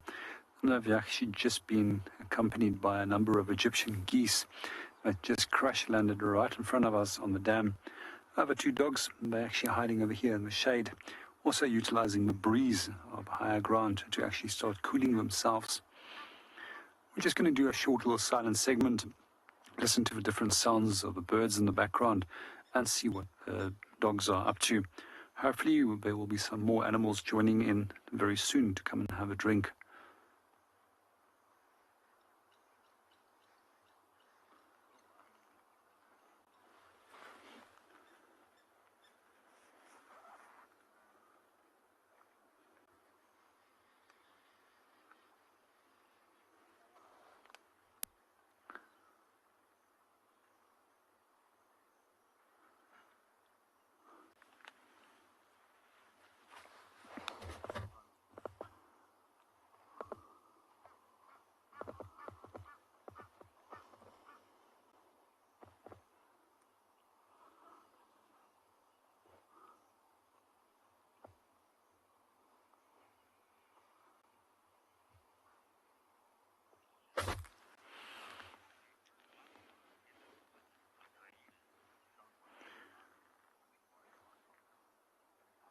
Good afternoon, Theo, and welcome to the show. Yes, I can actually recall seeing dogs actually going into the water to actually do chase after antelopes. And there's a number of cases where they've actually videoed them, and where I've seen video footage of them doing precisely the same, following their prey into a dam. And then once or twice I've also seen that they will actually not follow in. And sometimes if it's a dam where there's a crocodile or another predator that's lurking underneath the water, they simply will stay away and stay out of the water.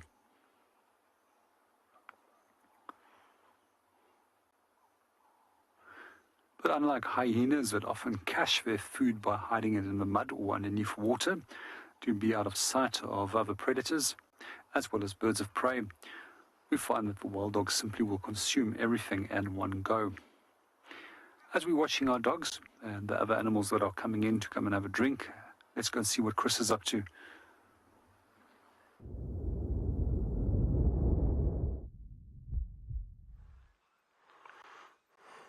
Now what you know.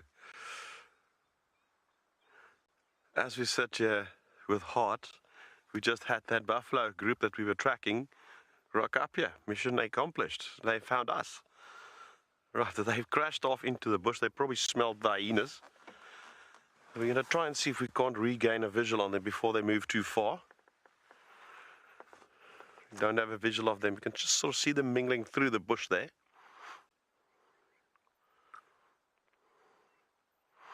And it's not what I expected. I thought it was a herd of bulls, but there's definitely some young ones and females in there. And they are rather nervous, so I'm thinking that further up north they got separated from the main herd, probably due to lion activity. This is an unusual group makeup for such a small group of buffalo. And we will momentarily try and reposition. They're still sort of in the bushes there. And hopefully we can get to them and get another visual of them.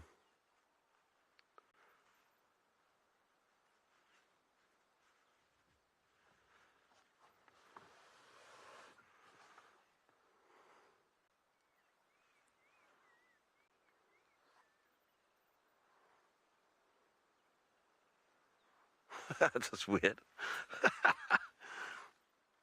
I can still hear them sort of crunching through the bush there. Yeah, I'm not sure whether they're nervous because of us, or maybe they've got all this hyena scent around them. Not that they really should be worried about hyenas.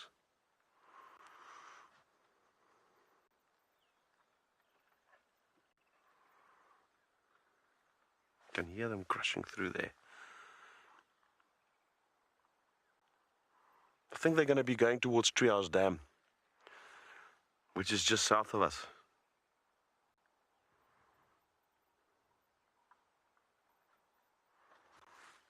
We should go and take a look.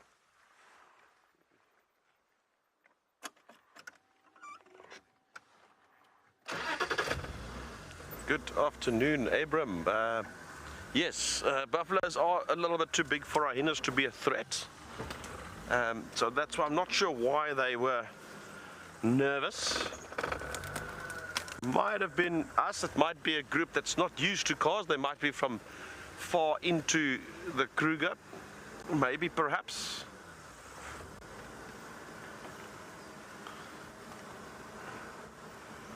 Or maybe it is because of the scent, you know, maybe it's just all the smell of rotten, dead stuff. With regards to the hyena den, it made them a bit nervous. Or perhaps it's because the lions have chased them, potentially, that they are now extra nervous. Okay, we're just going to find a spot to turn around here. I head it off in this direction, but it is direction Crocodiles Dam.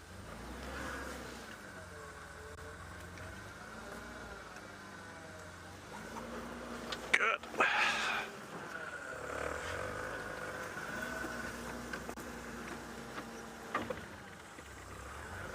We can always come back to the den, you know. We know that there is a hyena here.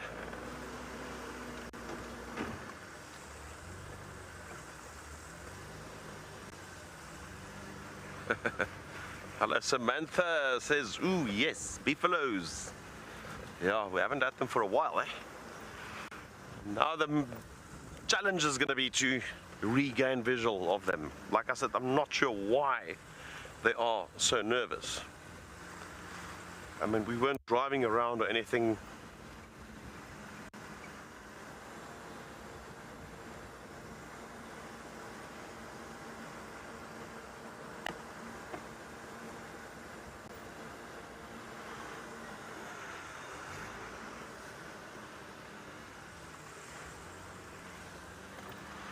I don't see them. Let's just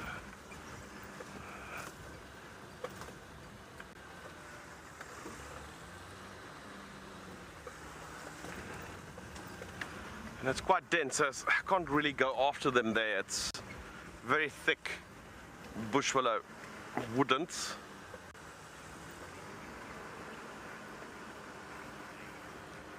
Hi there, Faye. So remember a couple of days ago when well, firstly your question is why haven't we seen buffalo for so long? Remember once rainy season's in full swing. But I want to take that back to the geology talk we had a couple of days ago. Remember I mentioned about we having mainly soils of granite or granitic origin, and those soils, especially up on these hill crests and mid slopes, are rather nutrient deficient, and it's often mostly sour grasses. So what would happen is these buffalo herds, it is breeding time for them, so they need optimum grazing during this time. Areas further east into the Kruger and other reserves where there's a little bit more sweet grasses, more palatable, much more nutritious grasses. And once that's depleted, that's when they start moving into these areas. Usually towards the end of summer, early winter, they start moving back to our area. So that's why in winter we tend to get more buffalo out here than in summer. And that's got to do with the geology to a large degree. And subsequently the types of grasses that we mainly have in the area. So they want to make full use of the sweet, nutritious grasses further east, and because further east into the park you get different geology, you start getting gabbro intrusions, which is a lot more nutrient rich. Same with the basalt and the shales that you get further east into the park, or the greater part of the park. And also along some of the major rivers, they do spend some time there as well. But like I said, that type of grazing gets depleted first, and then they have no choice but to come back to these sort of mixed sour felt, as we call it. Then they just have to consume a lot more grass. But then they're sort of heading out of their peak calving season, even though they're not physically bound too much by season. There seems to be a peak towards the summer.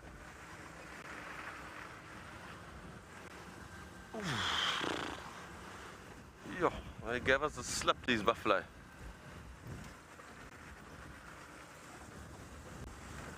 There they are, there they are. We got them, like right up ahead. And they seem fine for now. Let's just see if we can frame them up. They seem to be a touch nervous.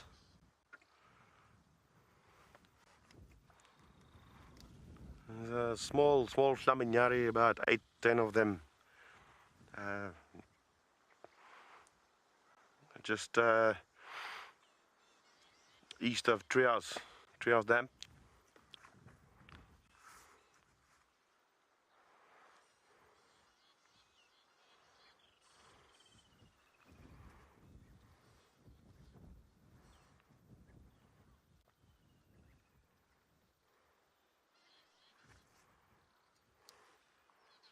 Yeah, on elephant carcass, relatively close to Weaver's Nest. A little bit nervous.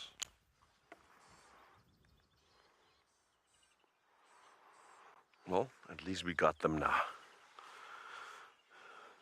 We're tracking them the whole afternoon and they found us at the inner den.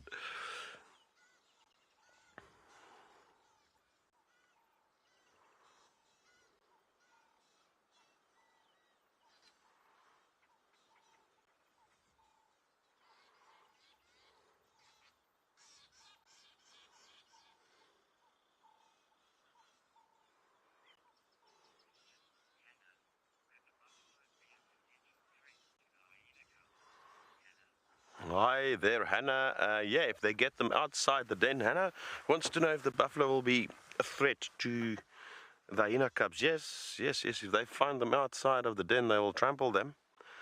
Buffaloes generally do not like other predators. They do the same with lions. I have seen a number of lions in my career that have been mortally injured by buffalo. Even though lions do hunt buffalo regularly, but It is a risky thing.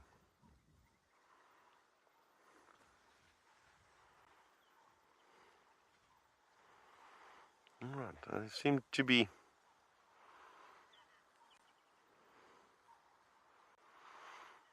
relatively calm at this distance. Oh, there's two very big bulls with them.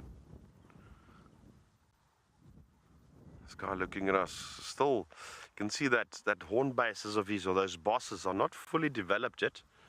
It probably places him at around 5-6 years of age. So he's not yet at the peak of his life. That boss still needs to harden properly. But he's definitely going to be a grand old boy when he's big. We'll count them now when they cross the road. I think it's about 8 or so of them, maybe even less.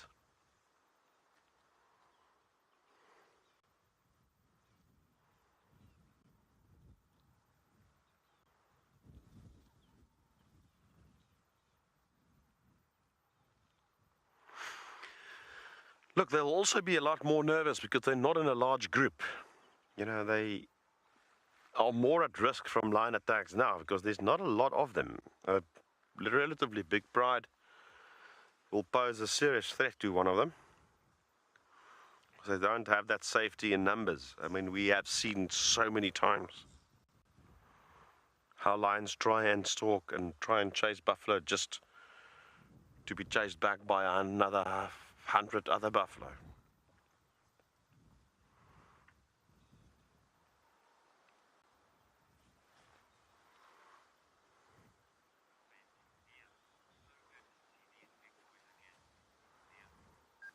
Good afternoon, Liam, and Liam is very happy. He says it's so good to see these big boys again.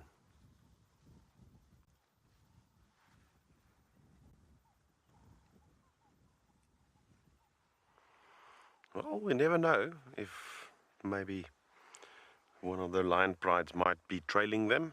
I didn't see any tracks when we started tracking them.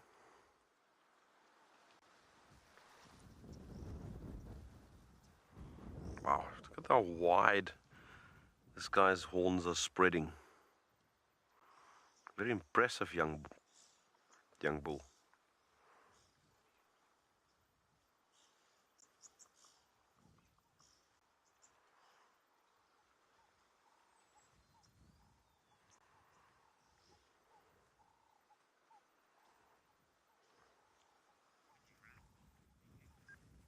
Wow, success in the air.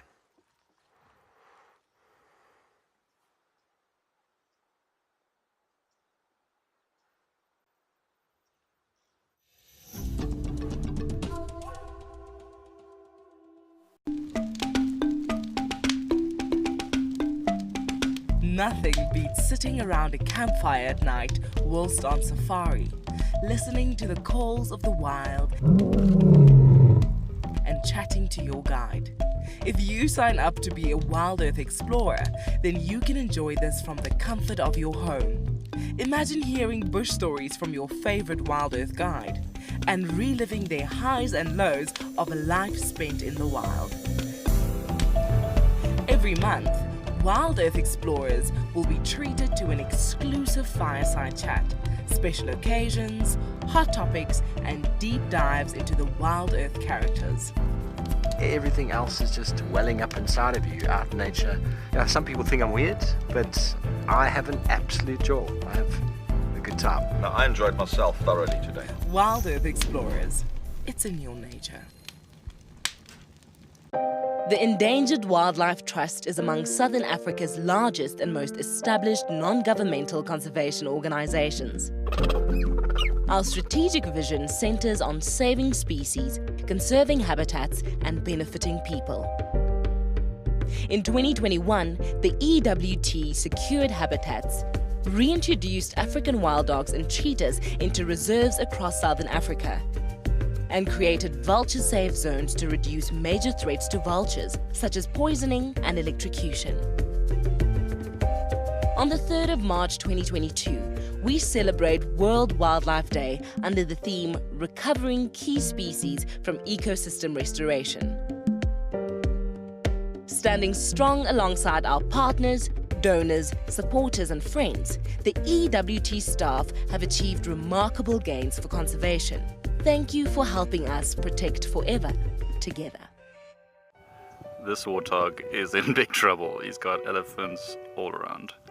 What are you going to do there, big guy? What are you going to do? Oh, he's pretty brave though. Oh man, he's not even moving. Look, that elephant is trying his best, but that warthog ain't budging. That's madness. That's so funny. And we have a winner. The warthog wins the standoff. Expect the unexpected.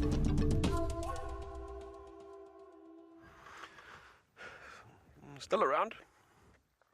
They seem a bit more comfortable with our presence. We're now about 12 yards from them. And they seem all right with us now. These two bulls are just staring at us like only a buffalo can.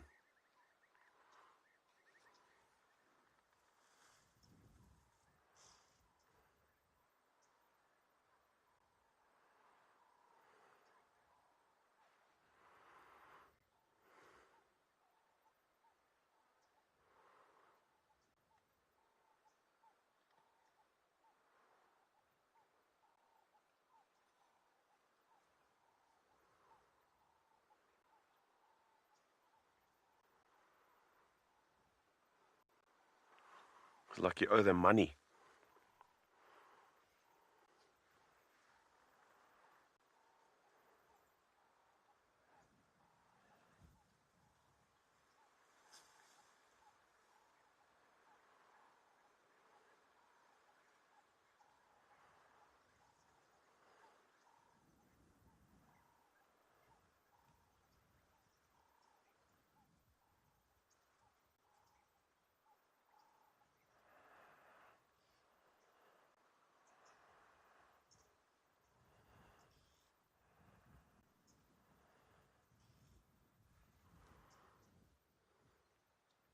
Oh, this is such a stare.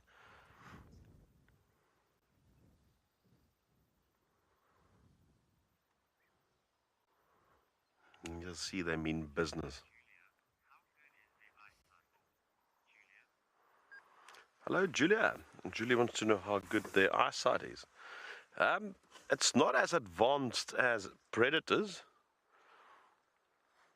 You know, when they get older, the eyesight does deteriorate as well. These old bulls can't really see well, but in the case of this, he's a nice mature bull, not old. So the eyesight's still pretty good compared to ours. I mean, they probably could see the same detail we could probably pick up. Or although, remember the herbivores, the eyes are facing more to the side rather than forward. So it's not really designed, so they've got a very narrow field of view where they have 3D vision, and they'll also see limited color. But no, their eyesight is not bad. It's actually better than ours, you know, although I'm going to move a bit forward, but although it's not as advanced as lion and leopard, for instance, who's got phenomenal eyesight, about 10 times better than ours.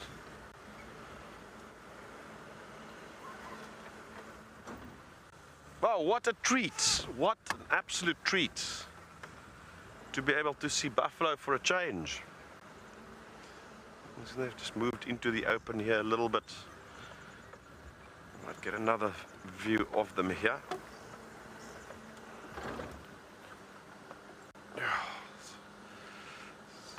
It's not ideal with that tree in front of them, but I don't want to go close, so they might just run away.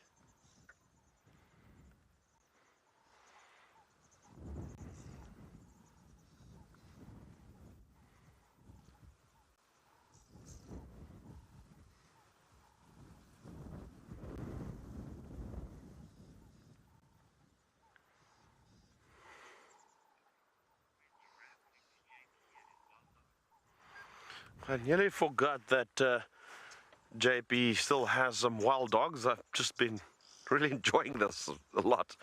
So I think let's get over to JP and see what an update on the dogs.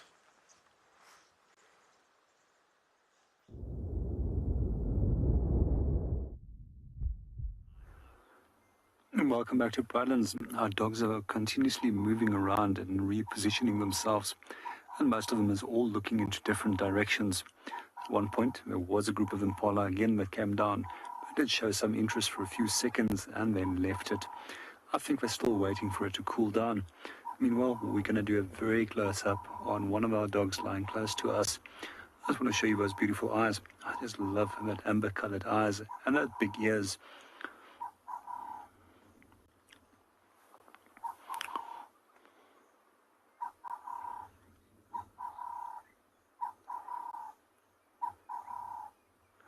We generally find that incredibly big ears is an adaptation for most animals that we find in thick wooded areas. They can more effectively listen to what's going on around them. Obviously, in their case, it also is very important in terms of maintaining contact between group members. There's a few other animals out there that has also got incredibly big ears, and one of them is a bat-eared fox, and they use it for totally a different reason. And that's to actually listen to insects which is underneath ground. And those work like little radar antenna dishes, detecting the sounds underneath the ground, and then enable them that they can locate and dig out the insect prey that they would like to feed.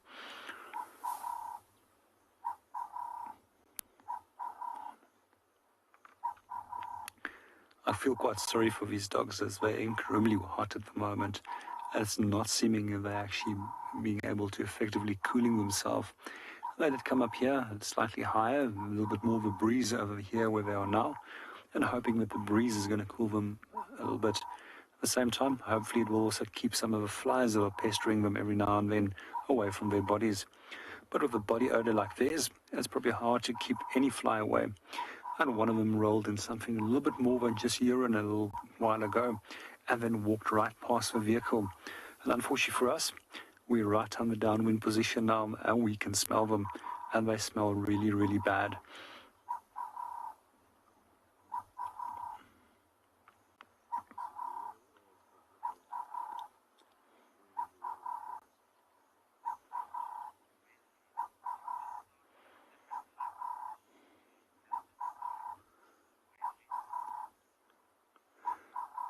Good afternoon, Wesley, and welcome to the show. Quite often when they do call over a long distance, it's a long, drawn-out whooping call that they produce. If it wasn't that they're so close to us, I would actually have imitated it for you, but I don't want to actually startle them at the moment, because if we do it, they generally will pop up and look at what's going on around them. And we never want to alter their behavior.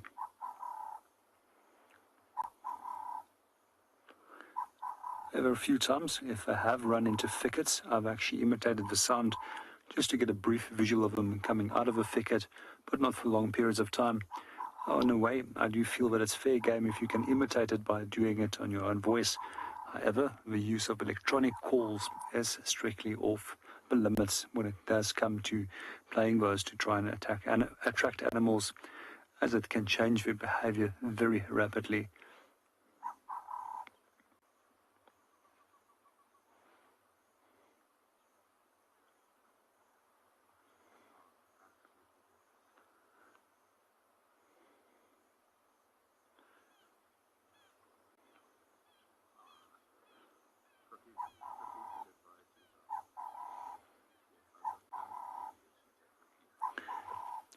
I really hope that these dogs are going to still do something, as they did show interest a little bit earlier. And I think if the opportunity does come and there is somebody that's going to walk right into this area where they are lying up, they're definitely going to try and give a chase. However, if we're going to be able to keep up with them, that's totally a different question.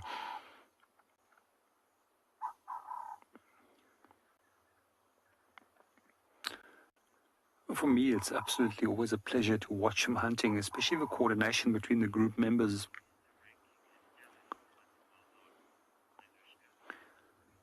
Good afternoon, Anushka, and welcome to the show. And when it comes to males, it's simply fighting. And we also see that there's a fair degree of bullying taking place as well.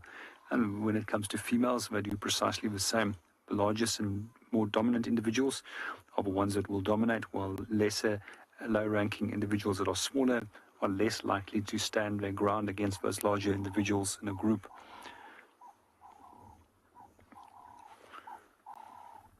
Well, we're also watching the dogs. I'm not sure if Johan will be able to focus up on this, but there's a big pile of elephant dung over here. One of my other favorite insects out here is actually a dung beetle. And while we were discussing the dogs, I've actually been watching him creating this dung ball. It's just amazing how quickly he's actually created this ball. And now he's going to start pushing it off. Somewhere, he's already got a hole where he's going to actually go and bury that in. There's a few reasons why they do that. One is actually for food provisioning, and the other one is for breeding purposes by simply laying an egg inside there. Quite often, if you do find a male and female, the female will be clinging onto the ball while the male is doing all the pushing. At the moment, you will see that this dung beetle is often climbing on top of a dung ball and looking around. Basically, what he's doing is orientating and navigating. And what he's most likely using is the position of a sun at the moment. And they can obviously see that through the clouds. We also find a wide range of different birds that can pick up the UV spectrum and actually use the sun still to navigate on overcast days.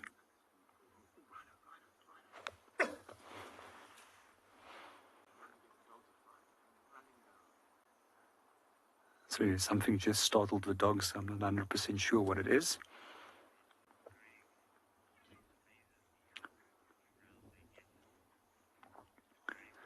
Good afternoon, Greg, and welcome to the show. Yes, it's absolutely perfectly round. And I'm also amazed about how big those balls can be. If you compare them quite often to the size of a dung beetle, and there's some of them that's pretty much almost as big as cricket balls.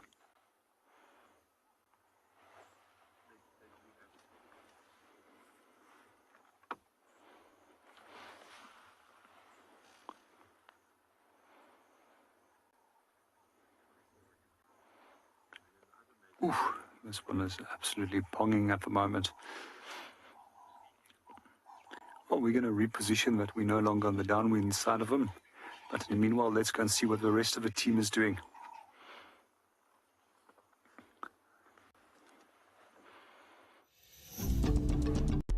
At WildEarth, our explorers are treated to a weekly newsletter, bursting with fascinating features and never-seen-before snippets. Recently, we have added some brand new sections which we think you will love. Find out what happens behind the scenes with our crew when they are not live on WildEarth. Have a giggle at our moments of the week from both Safari and Penguin Beach. And Ranger Steph answers your questions with fascinating and in-depth explanations as to the whys and hows of nature. 20 yards away from one of the most endangered species. All of this and more delivered to your inbox every week. So what are you waiting for? Head over to our website, sign up to be an explorer, and join the adventure. WildEarth Explorers, it's in your nature. Pangolin, known as the respected wise old man of the African bush, is said to be a symbol of good luck and the bringer of rain. 8 species of pangolins are found worldwide, of which 4 occur in Africa. This mysterious creature is now the most poached animal on our planet. The African Pangolin Working Group will strive towards the conservation and protection of the African pangolin species and the habitat they live in. The African Pangolin Working Group has been mandated by the Department of Forestry, Fisheries and the Environment to assist and support with the retrieval, release process and the research of pangolins in South Africa. Each rescued pangolin is assessed, treated and rehabilitated by an experienced team of veterinarians and rehabilitation specialists. We can ensure the survival of the species. Together, we can make a difference. This is incredible. Looks like vivid monkeys do sometimes go for swims. I heard something splash, but we couldn't see what it was in the long grass. Now I just saw that thing swimming there. This is incredible. I hope it gets to the bank. There are crocodiles in this dam. And it looks like, you see that monkey climb up into the tree? Wow. Expect the unexpected here on Wild Earth daily.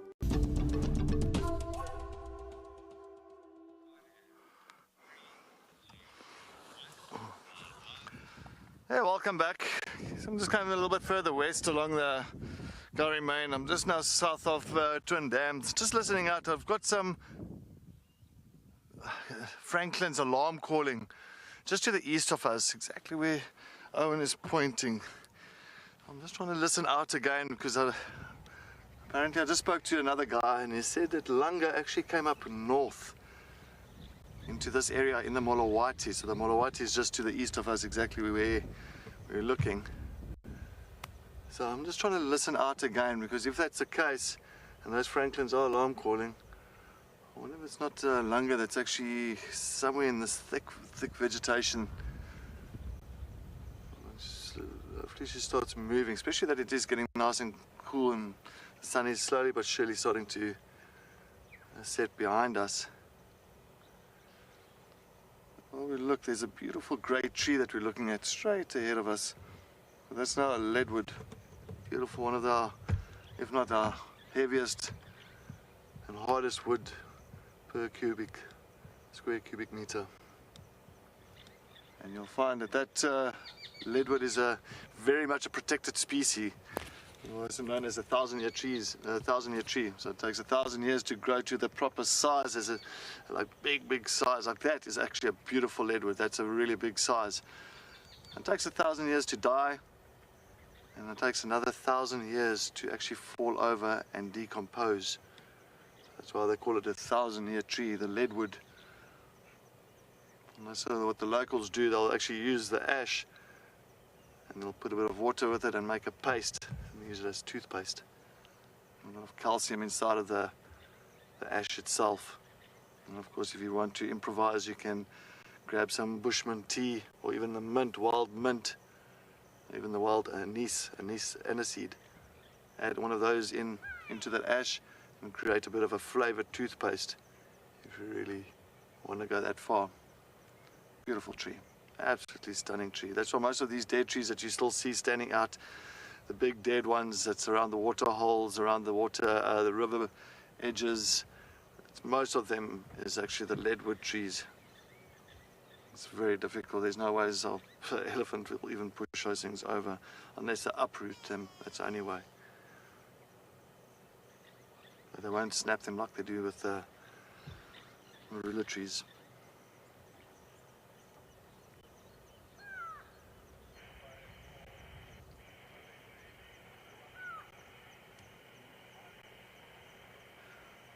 I'm just holding thumbs that we can find Lunga here somewhere.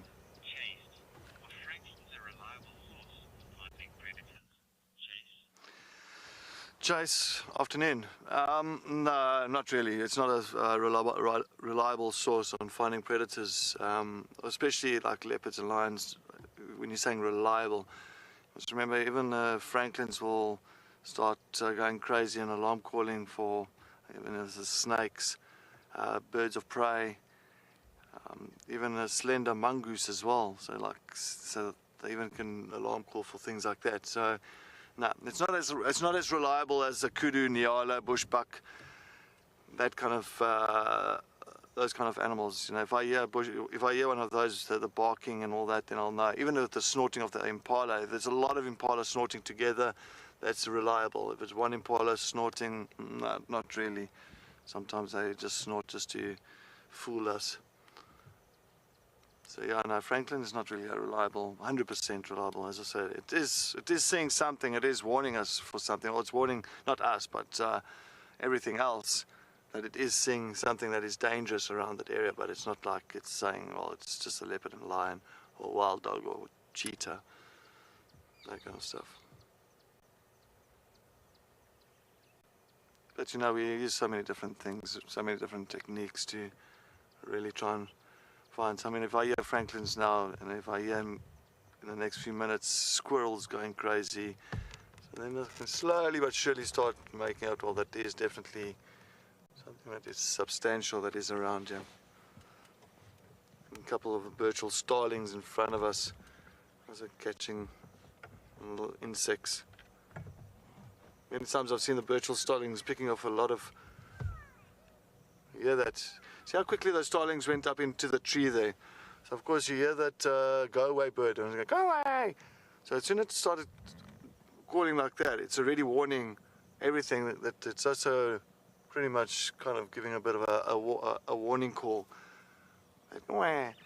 See, that's why those starlings went very quickly up into. Now they relaxed again, and now they come down. Most probably they know. Oh.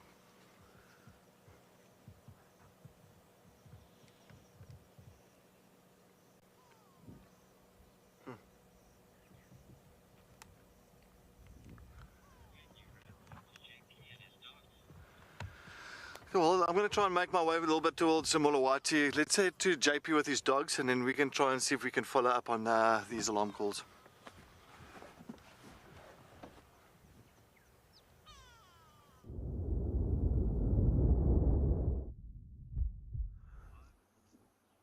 Welcome back to Pridelands. I have to agree with Cedric that Franklins and Spurfells can sometimes be incredibly unpredictable when it comes to actually alerting you of potential threats. And quite often there's a thing that says that if they're in a tree, they're calling for a ground predator, and if they're in the ground, they're actually hiding from an aerial predator. However, I've seen them on the ground right next to a leopard, less than 2 meters away from them. So yeah, they can even sometimes bring you into trouble as well. So coming back to our wild dogs, they had a quick look at something that was coming closer by to us. Not 100% sure what it is. I just saw some shape in the distance, and that disappeared very quickly when it actually did spot the dogs. And obviously, as there's no element of surprise in their favor to start a hunt, they decided against following up on whatever it might have been. So we're going to sit here for a little bit longer, and if there's anybody that does have any questions that they would like to pose to us about wild dogs or any other subject matter that they are keen or interested in, they're more than welcome to ask us.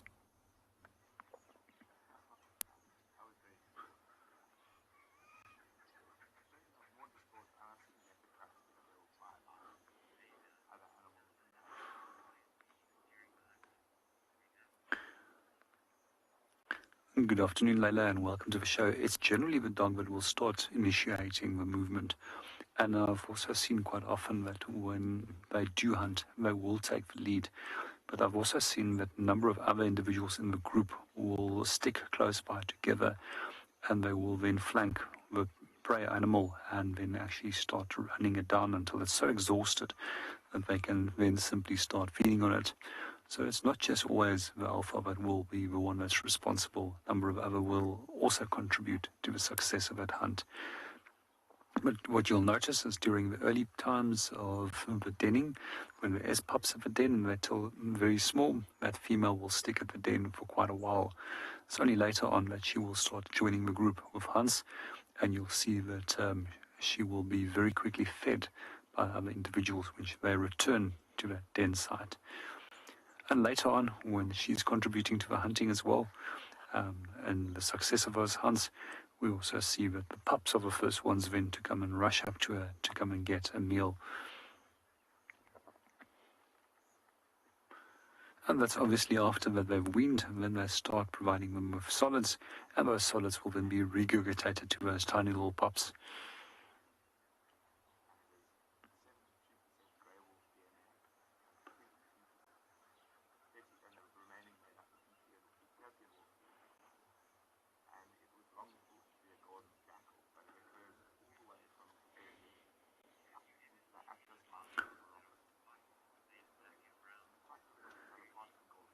Good afternoon, Cookie, and welcome to the show. No, unfortunately, I've never seen a white one in the past, or that is more white. And we generally find that animals that tend to be more white is unsuccessful, as they will often stand out. Some of the animals that I have seen in whites is actually springbok. I've also seen impala that is a white form, and then also a duiker that was white, and I actually also saw impala close by to a Noanetsi in the Kruger National Park, which was white. And then obviously also white lions in the past, which seems to be more common to the central parts of the Kruger National Park. One of the things that we do quite often notice with animals that are white in color, it generally seems that they do have some form of hearing problems, as the research tends to suggest. And I often think about the white lion that we used to find on the Nwanetsi concession, and it seemed if he didn't always hear the rest of the group when it came to communication. But yeah, he did stand out like a sore thumb, but he also did contribute to the hunting of that group, success of the group. There's a lot of looking around that's taking place at the moment, and every now and then I think they're just picking up some movements. They've got very good eyesight, very good hearing, and you'll see those ears picking up normally when they do think that they heard something coming closer to them. Our dogs are just looking up again. And hopefully now that the temperature is dropping fairly quickly, we might find that they might go active.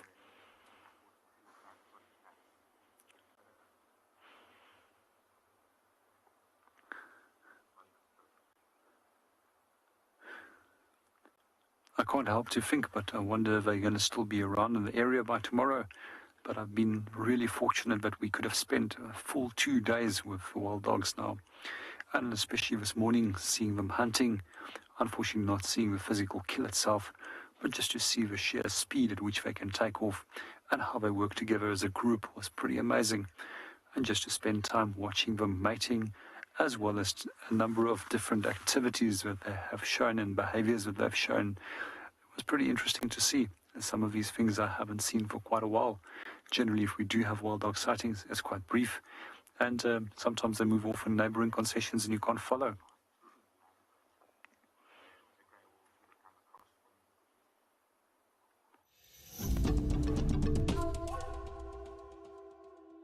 Welcome to And Beyond Ngala Private Game Reserve, where the magic of Africa comes alive.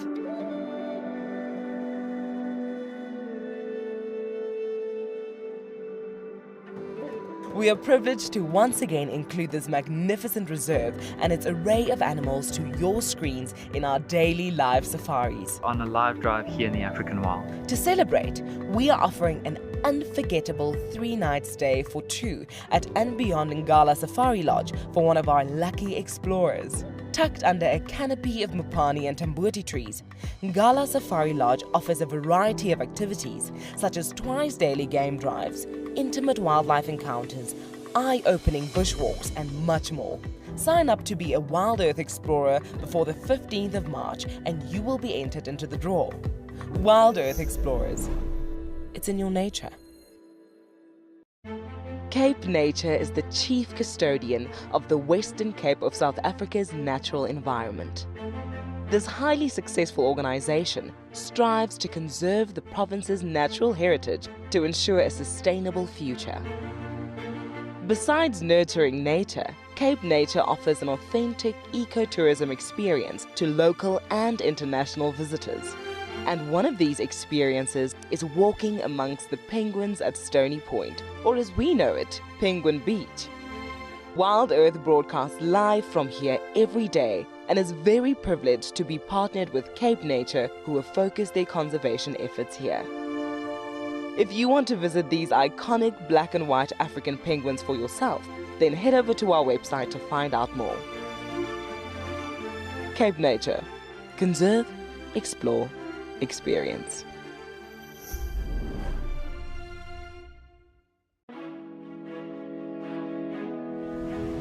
It's a legless skink, but I'm trying to identify this snake that's come out.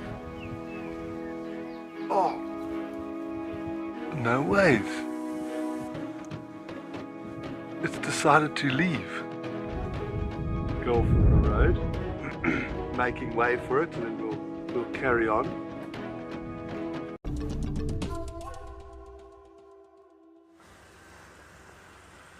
Wow, I'm still in awe about those buffalo that just found us at the den. Right, so now we're just bumbling around again, see what comes up next. Maybe try and set up a nice little sunset. I think we might just be in for a nice one today. And it's always nice to have a sunset, but you know, we've got quite a lot of broken up alto cumulus clouds, and if we can get a bit of a shine on that sort of might actually light up the sky. I'm still waiting for that sunset where the entire sky just lights up.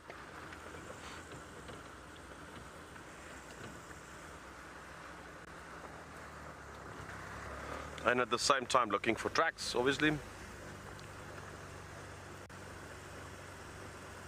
But I think we have done well with those buffalo. I think that was, once those tracks were found, that sort of became our purpose for the afternoon. We managed that with quite a bit of luck, but now we'll just enjoy what comes up.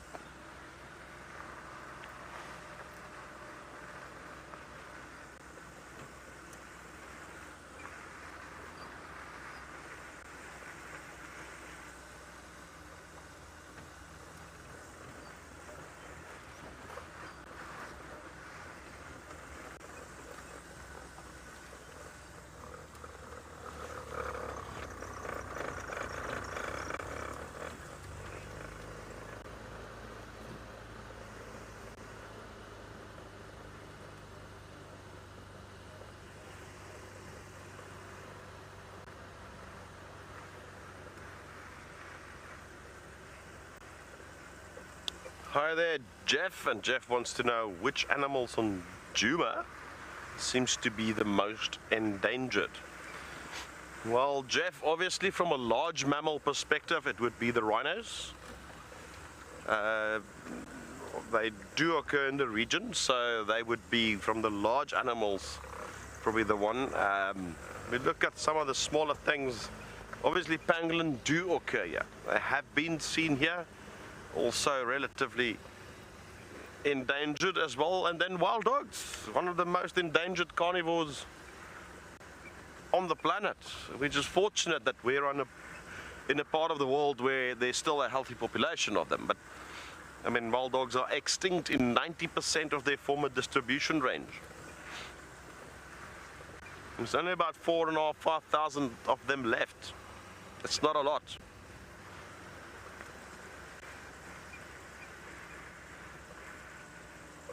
I mean, there's more impala in the Sabi Sand Reserve than there are wild dogs in total. Give you an idea.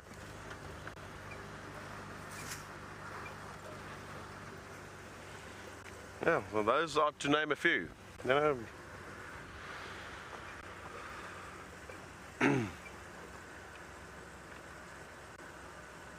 ground hornbills.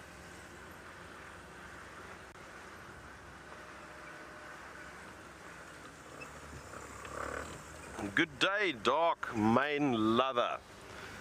Wants to know what area in South Africa has the highest density of wild dogs. Well, the only real area where they still occur in good numbers is the greater Kruger region, and the density varies throughout the park.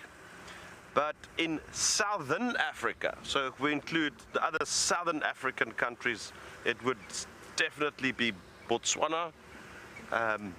Especially northern Botswana, it's probably got the highest population of them. And then a noteworthy population outside of that area is in East Africa, southern Tanzania, actually even parts of northern Mozambique, referred to as the Selous cluster. Also quite a number of dogs up there in that sort of cross-border ecosystem there. But South Africa as a country, it's mainly Kruger, and they've been relocated to other smaller reserves. So there's a lot of places where you still get them, but the greater Kruger is home to the only true remaining naturally occurring population in South Africa. I mean, if you go, like for instance, where I'm from the, you know, the far northwest of the Limpopo province, very close to the Botswana border. We occasionally get packs of wild dogs moving in from Botswana through that area. Oh, I think we need to. The sun is still a bit high for a sunset, and a bit sharp though. Anyway, so you know, along those border areas, also the border with Zimbabwe, we occasionally have them entering the country from that area.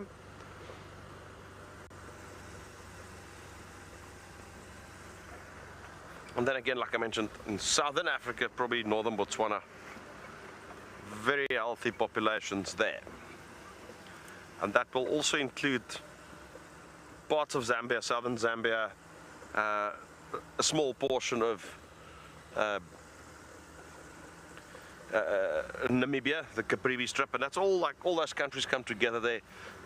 It also includes northeastern Zimbabwe. We refer to it as the Caprivi cluster because there's no real fences between those 4 countries in that region, so there's a free movement of animals there. That's like a core cluster of, or population of wild dogs.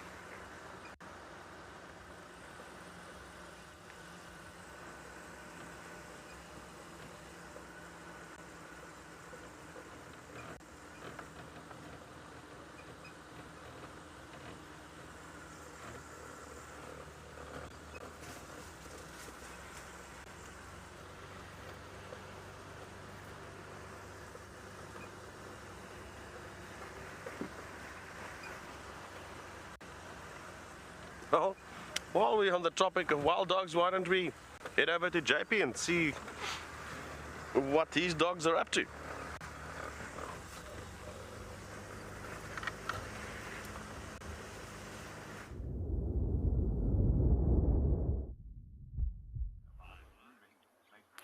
Welcome back to Pridelands. We still have the dogs in the hope that they're going to start becoming active. There's a lot more activity that's starting to occur now, seeing that the temperature is dropping.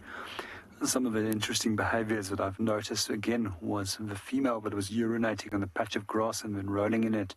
And very soon afterwards, a dominant male walked straight up there, urinated on top of it, and also rolled inside the urine. Is now again checking the reproductive condition of a female by simply using smell. It's amazing how well adapted animals are when it comes to smelling and what they can determine through means of scent. And anything from the reproductive condition to the rank and status of individuals, and even the mood of individual animals can be detected by simply using smell.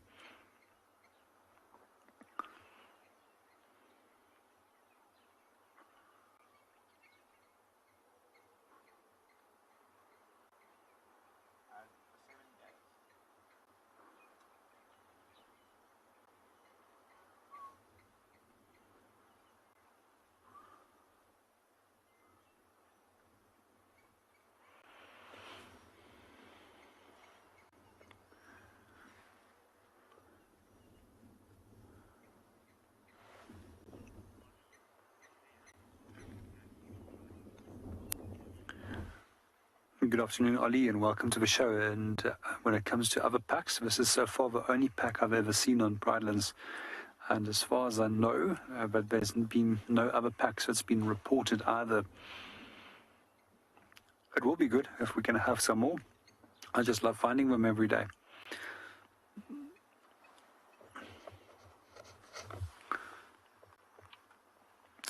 I think in the 22 years of areas where I've worked, where I've seen the most wild dogs, if it comes to mind, has actually been, a lot of it was at Tswalu and followed by Pridelands. Pridelands has definitely given me the greatest opportunity again to actually spend a lot of time with dogs in the Lowveld.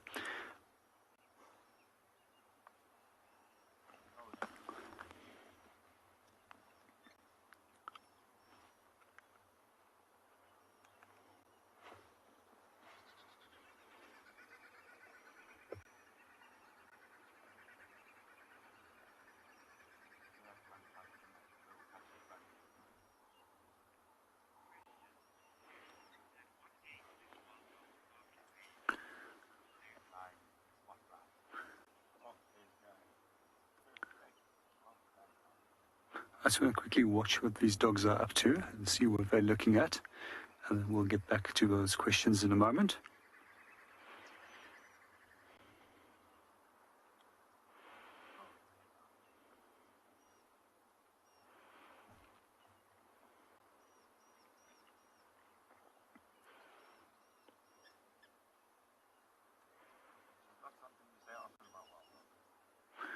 Absolutely stunning light up in this dog that's closest to us now.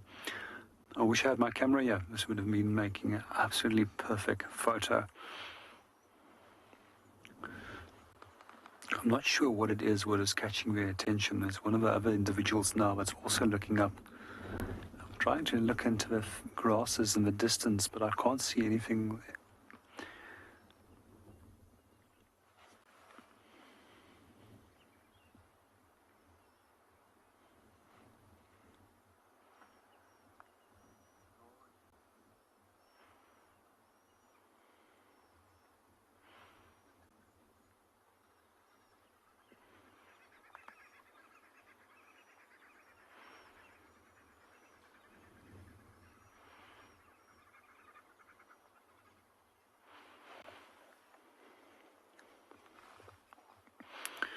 Just to quickly answer Sue's question, I've heard of females that have been able to already at 2 or 3 years be able to fall pregnant, but it doesn't mean that that female is going to be able to produce a litter.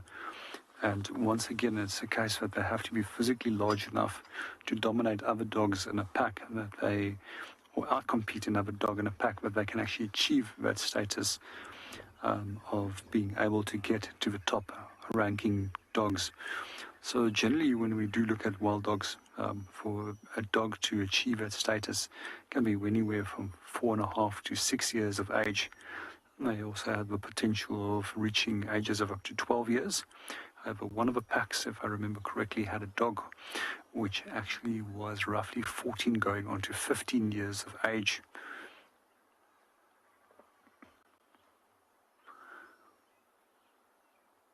And especially with old males like that, they often will lose their position due to a stronger, younger male that has risen up the ranks.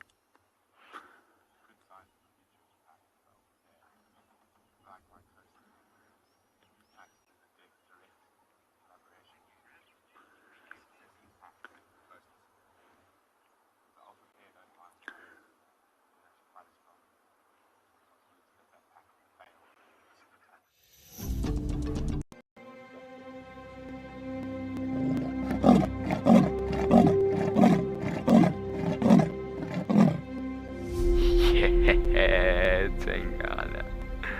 That's my boy. It couldn't be a better morning. This is just too special. Wow, what a way to start off.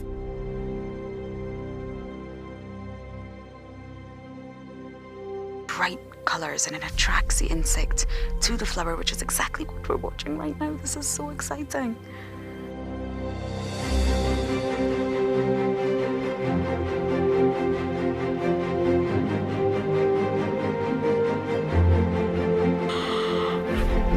Oh, there's two.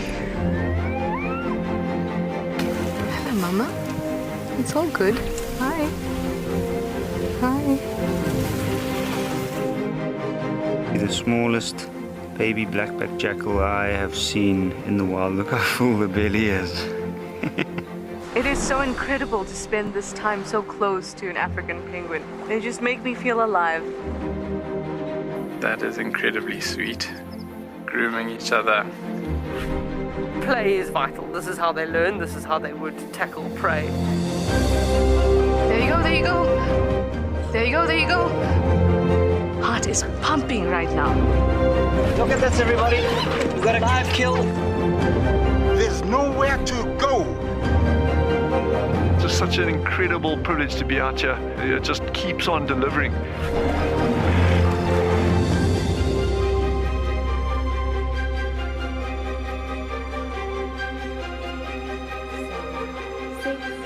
Five, 4, 3, 2, 1. Live.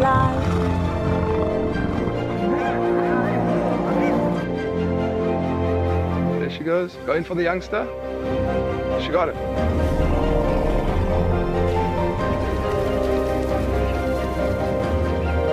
That's what I'm talking about. Look at that. It is insanely good footage.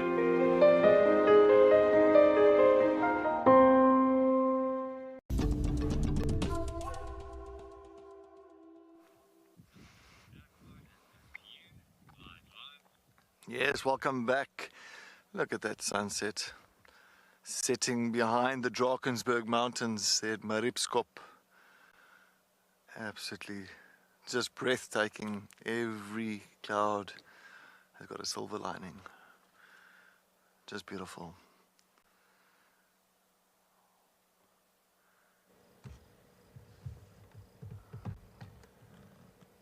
Just take this moment just to appreciate the sounds and the sunset. Get yourselves your gin and tonics ready, some wine or beer, and enjoy the sunset.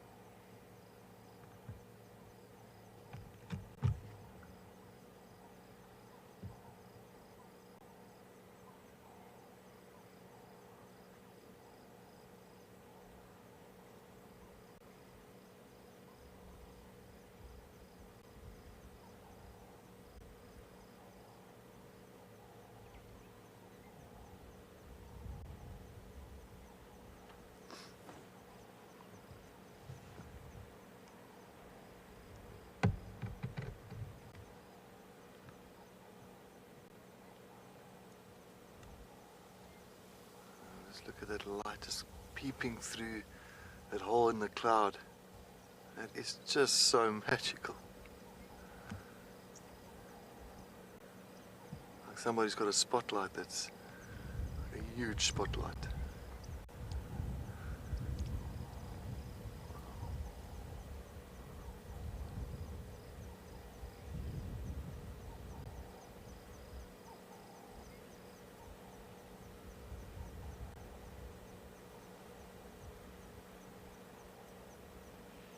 It just seems like these sunsets are getting better every day for some reason.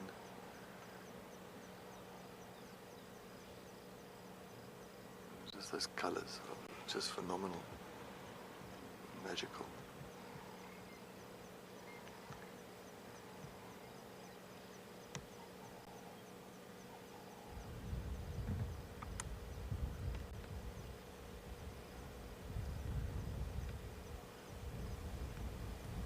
We need now is some lions roaring in the distance for us to follow up. That'll be brilliant.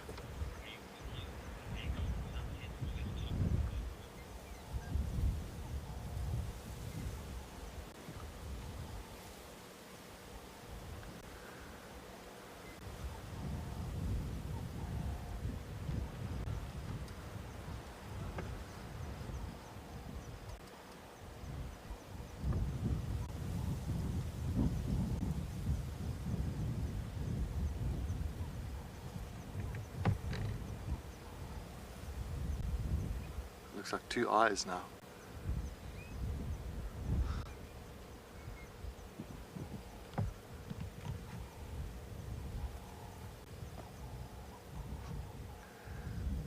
Looks like it has scary eyes peering through the cloud.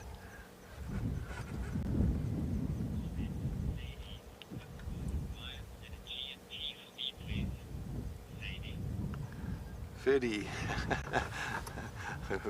Hello, Freddy. Yes, a pot of lions and a gin and tonic. Definitely. That would put the cherry on the cake. Especially with this kind of sunset.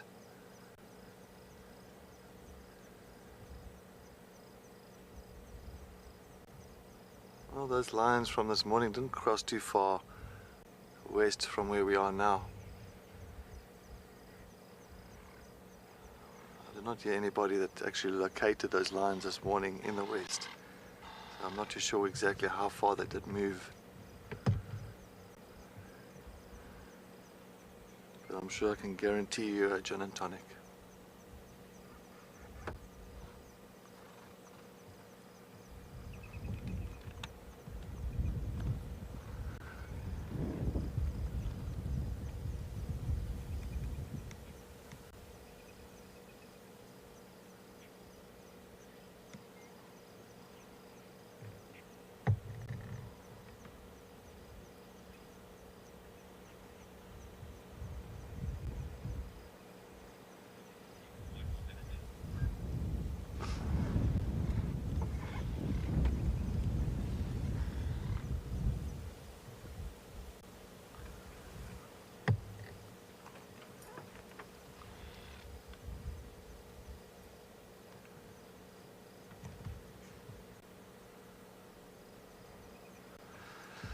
So what I'm going to do pretty much after this beautiful sunset, I'm going to definitely head up north. I'm just going to take a look around the boundaries again, but we didn't look on the western side and the northwestern corners of the property this afternoon. So I think I'm going to head into that area. Klamangumi as well, maybe it came down again from Buffelshoek area, Sydney Dam. I'll see if we may be lucky and take a look if we can pick up on him, or even in Sele. And Sele also likes hanging out on that northern boundary of ours, the northwestern boundary.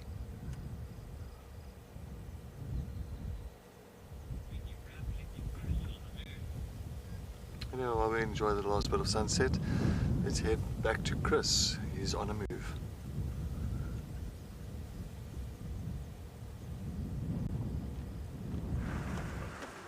Well, good luck, Cedric. I hope you really do find that leopard.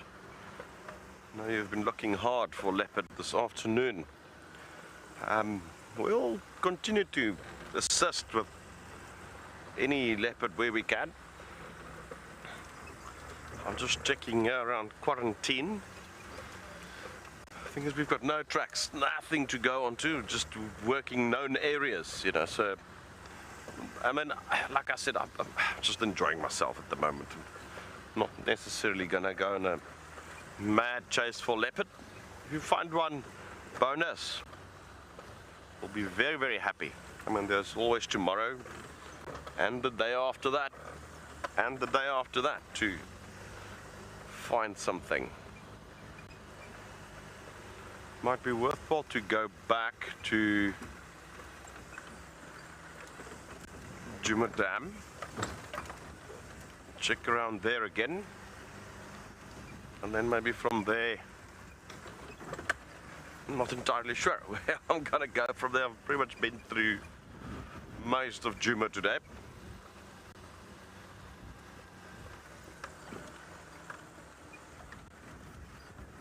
I'm happy I found the buffalo. I feel we've accomplished something. We've still got just over an hour left, so I think there's potentially some wildebeest or something there.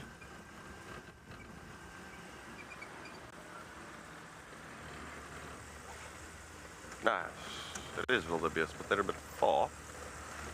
Why don't we just stop here and listen out for some sounds?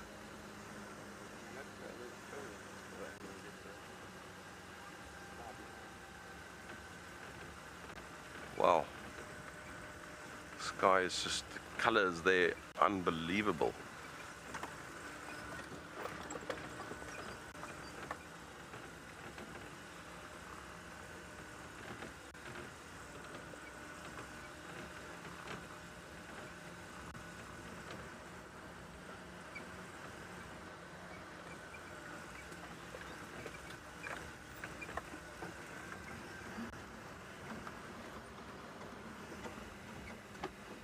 Something like this.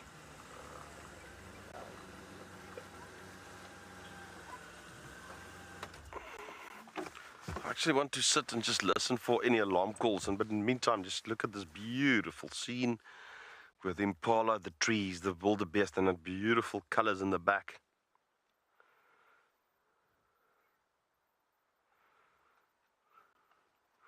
My purpose is I'm close to the dam, just want to listen out for some alarm calls, anything.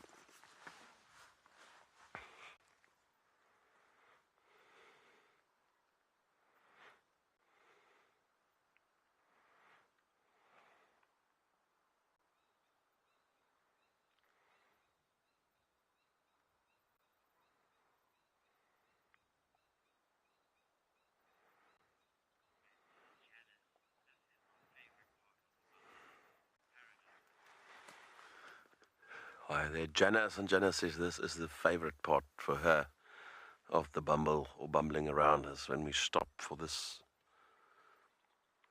So we're going to just listen out.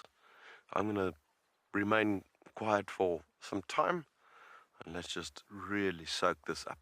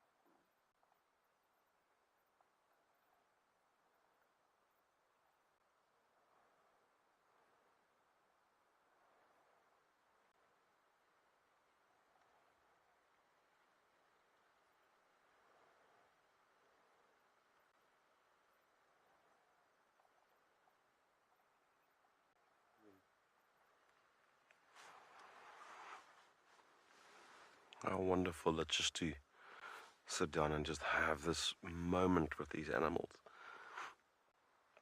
and the scenery.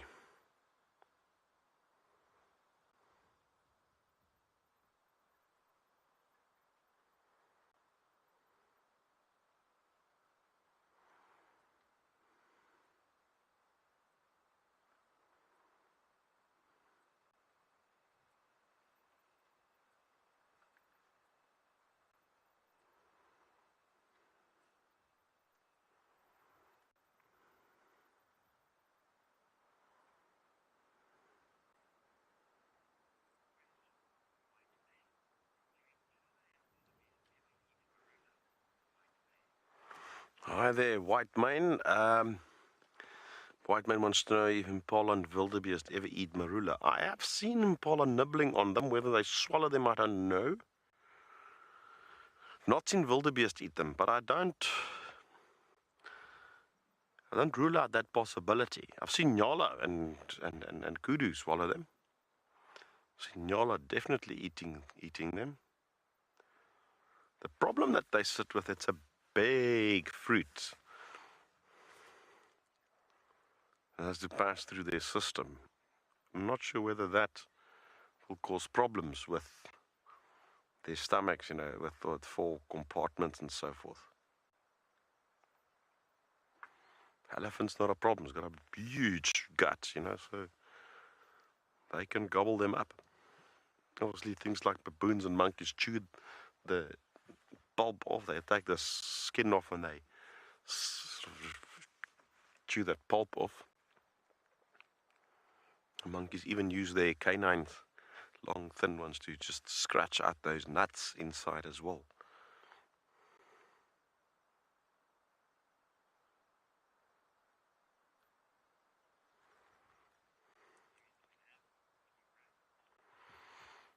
Such a peaceful scene, this, eh? I'm really enjoying it.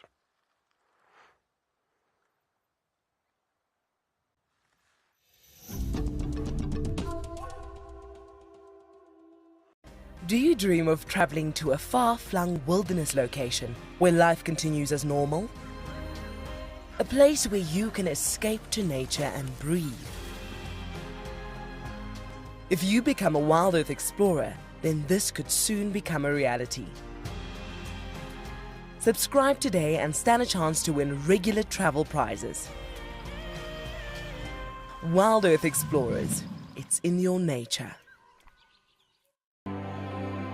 From the biggest land mammals to the silent and tall crossing the plains, the small burrowers to the waddlers on the rocks and the small creatures in the sea, all things bright and beautiful, all things great and small, our wildlife spans across the world. It's vital that we protect and preserve. Join us in celebrating the wildest side of life this March as the 3rd marks World Wildlife Day. The thing I love about Russ is that she's taking good care of us. Eh? She gets us to sightings, like we drive over big blocks. The most memorable experience with Wendy was 2 nights ago. In fact, last night, when I had a flat tire right in the middle of a herd of 400 buffalo and had to change it right there and then. That was by far my most memorable experience with this trusty old girl. The only tough experience on Rusty would be to forget to charge her. Well, she's only broken down with me once, and it was basically just a loose steering rod that we fixed in the field. We use big batteries to power up everything, so if it happens that you don't charge it, she'll die on you, eh? Since then, she's treated me very well. She's taken me into a number of sightings, and it just seems to keep going. Stanley is such an awesome African penguin, and personally, my favorite. I love Stanley because of that amazing plumage variation, that beautiful broad black breastband with the cutest little white heart directly in the middle. And Stanley plays hard to get, but we are so happy to have him down here at Stony Point and can't wait.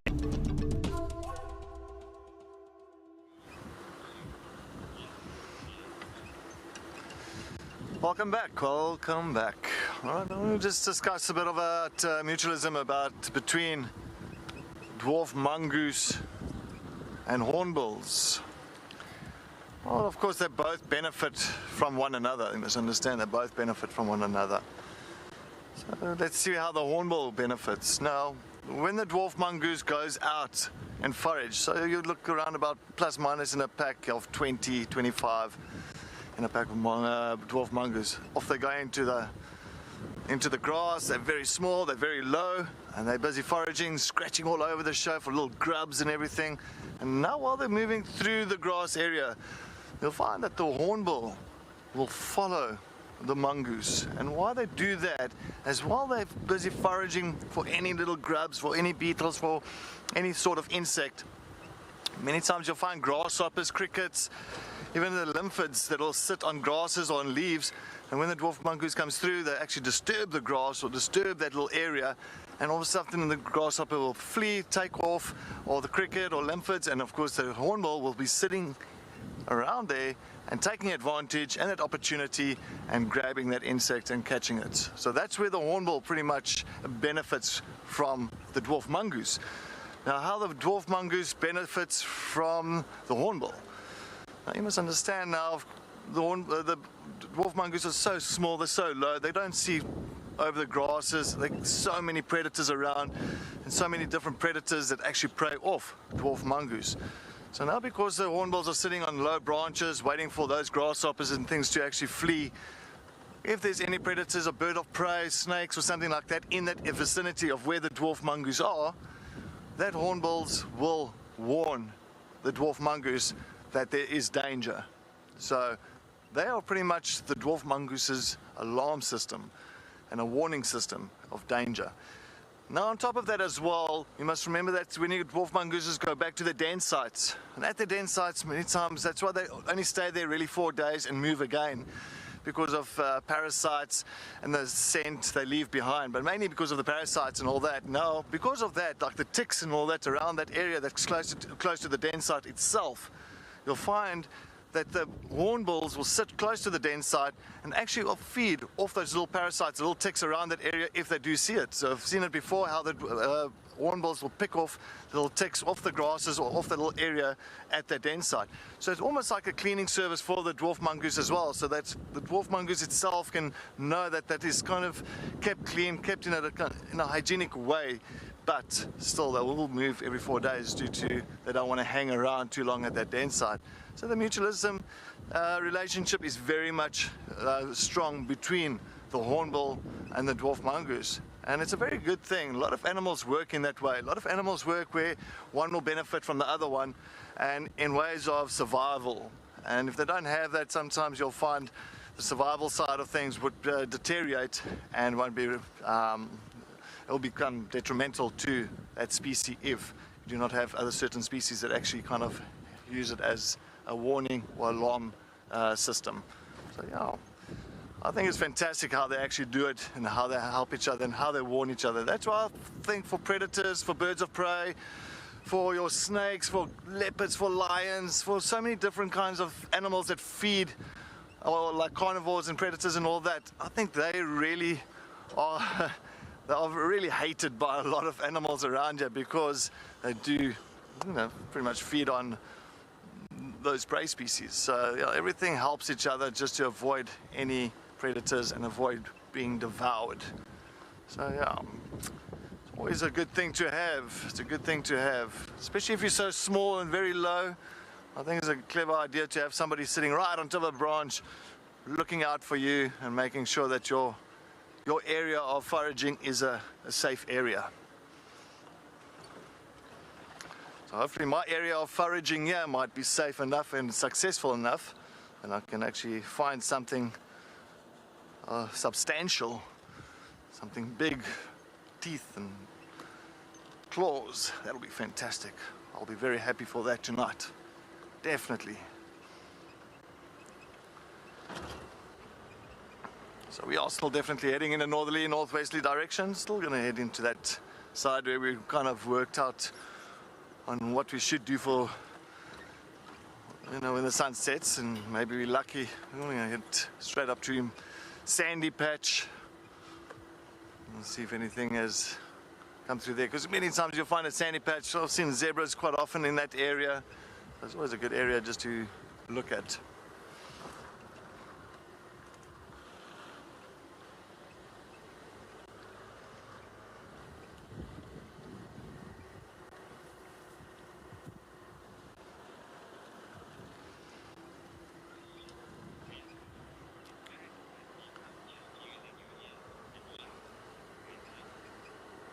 Rieta, good evening.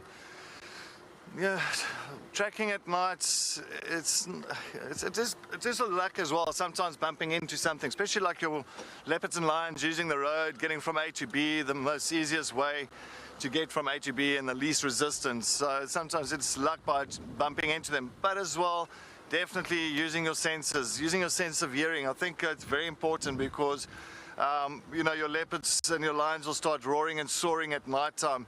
Once it starts setting, once the light, sun goes down, it gets a little bit darker, they'll start becoming more vocal.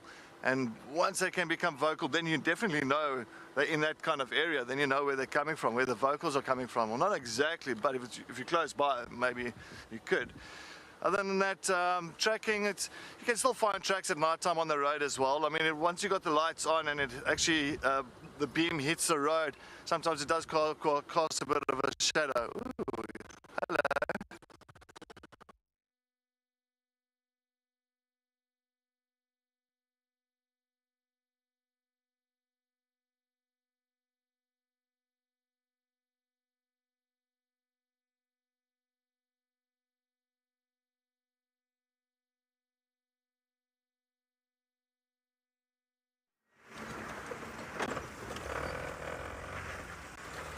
I'm just seeing we've lost Wendy there for a second. It's probably a signal area issue. And we are now going into IR mode, so therefore you will not see any more colors. Getting ready for our nighttime setup. So Craig has done his IR things, and I'm now putting up the spotlight, which we just use to search. And once we find the animals, we obviously switch it off and just use the IR light, which has very, very, very little impact on the animal's eyes as opposed to this light.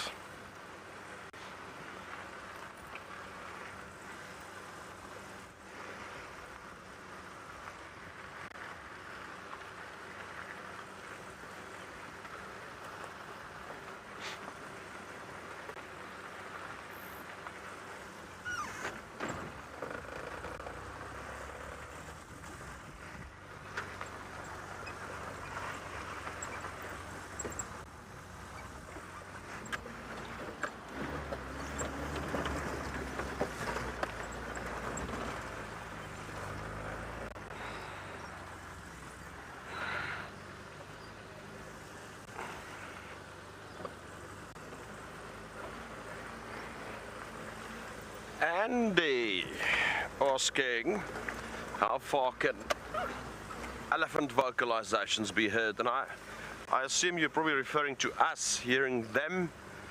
They trumpet loud. You could probably hear it 6, 7 odd kilometers away easily. On a cold day, cold evening, probably further. It's a very loud sound, you know. However, the communications from elephant to elephant, especially that low-pitched rumble, I mean, that sort of is a very, very, very low frequency sound, and that carries for miles. I think research done by various people have showed that they can communicate 20, 30 kilometers away with each other using that ultrasound. But in terms of us, I would estimate about 6 or 7 kilometers, especially on cold days, and there's no wind. You probably hear them quite far. Also, if they break branches, I mean, it sounds like a gunshot. Sometimes you can hear that very, very far away.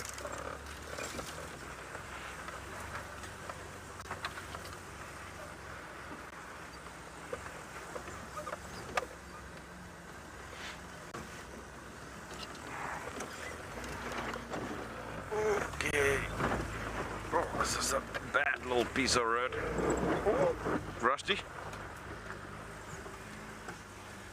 Oh, Rusty made it up there. Wendy would have climbed that much easier.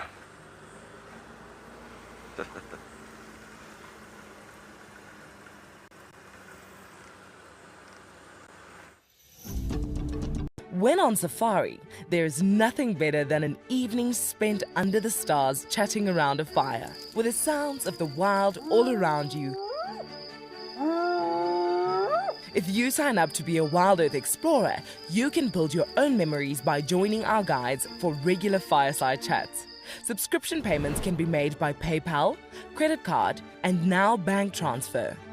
WildEarth Explorers, it's in your nature. This is Picky Plastic, and Picky Plastic is excited about the Global Recycling Day. Recycling plays a big role in the WildEarth environment, from protecting the penguin colony at Stony Point by cleaning up the oceans, to ensuring that the safari team reports littering and recycles within the camps. Join WildEarth and be a part of Global Recycling Day on the 18th of March, 2022. Right, so Mareeps has found himself a puff adder that he's busy playing with, which is dangerous. I've seen leopards die from puff adder bites.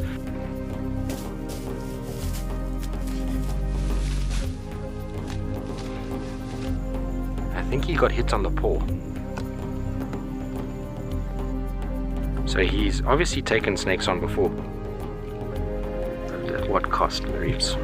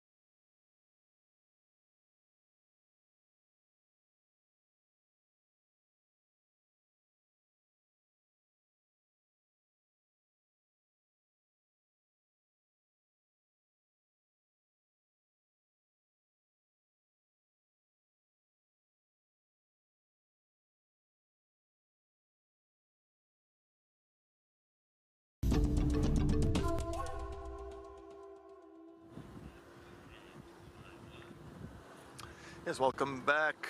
I'm just coming up to Sandy Patch Clearing. Just listening out and looking out this side. Still a little bit light, but just barely can make out now what's happening in the bush. But just now we get the spotlights out. But yeah, we're just coming up close to this Buffelshoek Dam. I mean, Buffelshoek cut line, just pretty much ahead of us. There's a lot of impala here. Loads of impala this side. I'm past them here.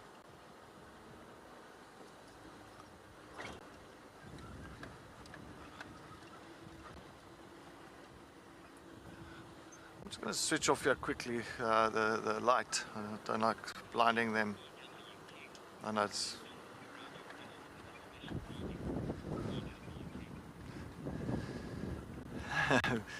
PW King, good afternoon. This around my wrist, yes. I mean, like, you know, on sometimes on hot days, I can really, I kind of help. You know, it's a little sweaty. You know, it's like a sweatband. It does help. It just also makes, you know, even though I can actually put it further up if it's really hot and you know, the sun is really sharp, I can actually just use it just to protect my arm, not arms. But yeah, it's mainly just, I've always worn one. It's also for the neck, it's like a buff. It's actually a buff, so it actually goes over your head, protecting your neck. The main thing is to protect your neck, and on winter days it also keeps you warm. But I just use it just to, you never know when you need it. You never know when you need this in handy, so yeah. That's a view. That's what I like it, so. It's like a tennis player. Oh, got little sweatbands going on their head, on their wrists.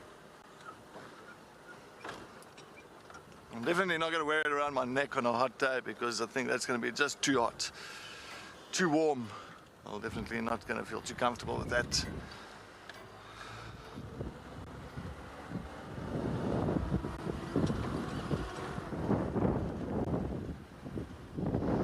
Oh, it's such a lovely breeze, just like we're like driving into the breeze now. Oh, lovely. Love it.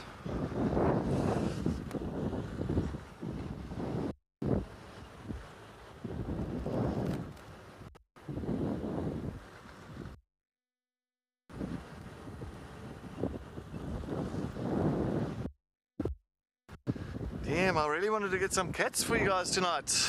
Really did. But it's still time, there's still time. Let's hold thumbs. Let's see what we can get up. We are lucky somewhere along the line.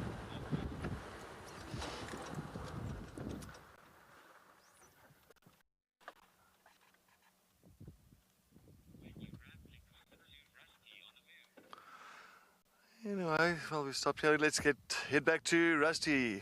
Chris and Rusty on the move.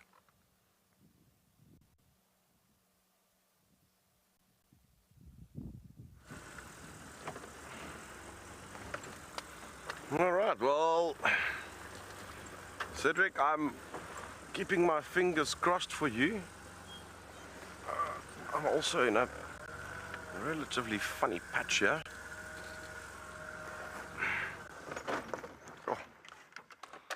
That wasn't intended to happen. It's just that little rocky section on Mvubu that's... It's not a difficult obstacle, it's just bumpy, so you have to take it rather slow.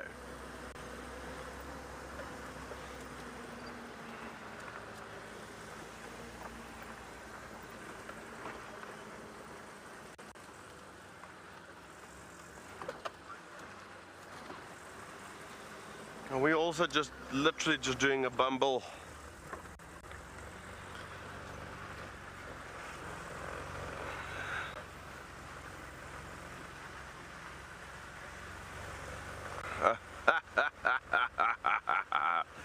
Hello there, Raindrop. It's asking how many Poiki competitions that I won while I was on leave. Raindrop, I didn't enter any, so I guess I didn't win any. I did make a few, I must say. As I mentioned on my previous shift, I like making poikies. I have won about 3 competitions before, earlier in my life. One on varsity and another one, when was it? Actually 2 on varsity. I was 2nd place, or our fraternity house, we have 4 guys that made it together. I practically made it. Where else did we make it? I think at one of my previous employers as well, I might have won one, but I now remember it's 3 that I've won before. I didn't really win anything, like a bottle of wine or something like that. Well, it's a nice prize. For those who are not familiar with the term poiki, it's a South African, very traditional South African stew meat, usually a meat-based, but you can put anything in there. You know, done on the fire in that sort of, you know, black cast iron pots, and you basically layer it up, and you got usually a layer of meat and different layers of vegetables. And you slowly cook it over a long period, which also allows you to consume quite an amount of beer during that time, if you're into that. But it's a very social thing, it's a very traditional South African thing, and it's very tasty. And there's no real rules, you can just do whatever you want. I've even made one with mussels the other day, and you know.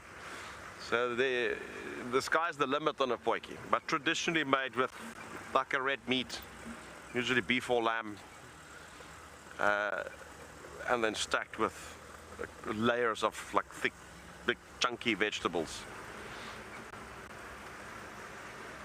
And all of those things just talk to each other in that pot, creating this incredible flavor.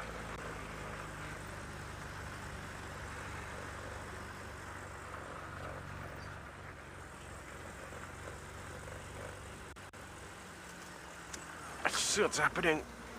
Oh no, this is not Gallagher shortcut, is it? No, it's not. Just check how far we are from Gallagher shortcut. That's the one I want to take. Alright, let's go find out if Cedric's done any potjie competitions.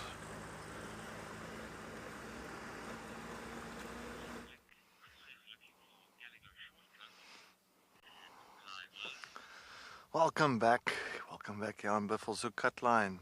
As you can clearly see, very difficult. Unfortunately, the wind is blowing a little bit, but there is a flat-necked chameleon. It's holding on for dear life on that little branch.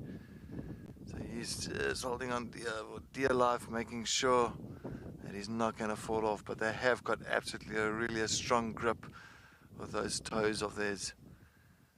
Of course, nighttime they do not move around. They'll hide in these trees and nestle in these trees at nighttime, then really stay still, because they are cold-blooded, so they need that heat of the sun to warm them up to move around or to move slowly. And then of course they can also catch the insects. As you know, that a chameleon's tongue is really long. You'll look at not including the tail, but just the body itself. It's twice the length of the body. So they can really shoot that tongue out very quickly and snatch a fly, a moth, flying ants, any sort of insect. And it's got a really sticky tongue. And once it sticks and latches onto that insect, it'll drag it back and they'll eat that insect. Also with their eyes, it's amazing. They'll actually use their eyes and they can simultaneously move them in different directions. So one can be looking forward, the other one backwards, and vice versa, and up and down. So they can really look out for any danger very quickly. But when they do strike for their prey, you'll find that both their eyes will look directly in front of them to really get the depth perception right, and when they do strike. Of course, the chameleon uses different camouflage, but they don't go to any funny colors like pinks and reds and oranges and that. In this area, that's really very much natural colors. So you'll look at greens and browns and dark colors and a bit of a dark, like a tawny color. So that's the main colors they do tend to change. But as you know as well, the females of the flap-necked chameleons, they'll lay up to from about 10 to 40 eggs in a hole that's dug in the soil. And those eggs will take around about 10 to 12 months to hatch. So there's quite a long incubation period. It's pretty much set underground. Unfortunately, they are very much preyed upon by a lot of things like snakes, certain owls, birds of prey, even your lilac-breasted roller.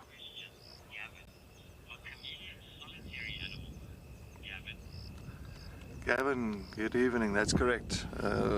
Chameleons are solitary, they are by themselves. So they will get a partner, of course, just to mate, but other than that, they will be by themselves. They won't move in pairs. You always just see them really alone. But the species that we do get here, the flap-neck, oh jeez, yes, the species that we do get here, the flap-neck chameleon, they do really get to a nice size. They do get to a really good size. You know, looking around about maybe a 10 to 15 centimeter long.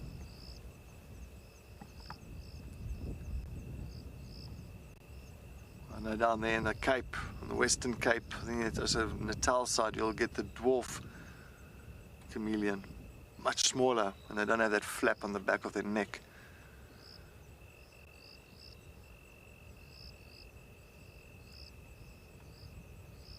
Very, very nice to see it. Awesome to see them at night time. Very easy. It's easier to spot them at night time than actually during the daytime.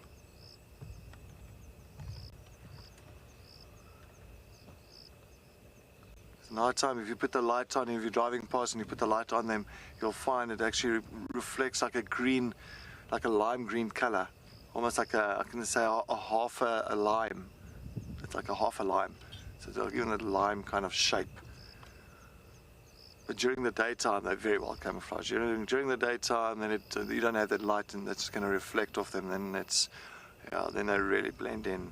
And to kind of find them during the daytime, it's way, way harder than nighttime.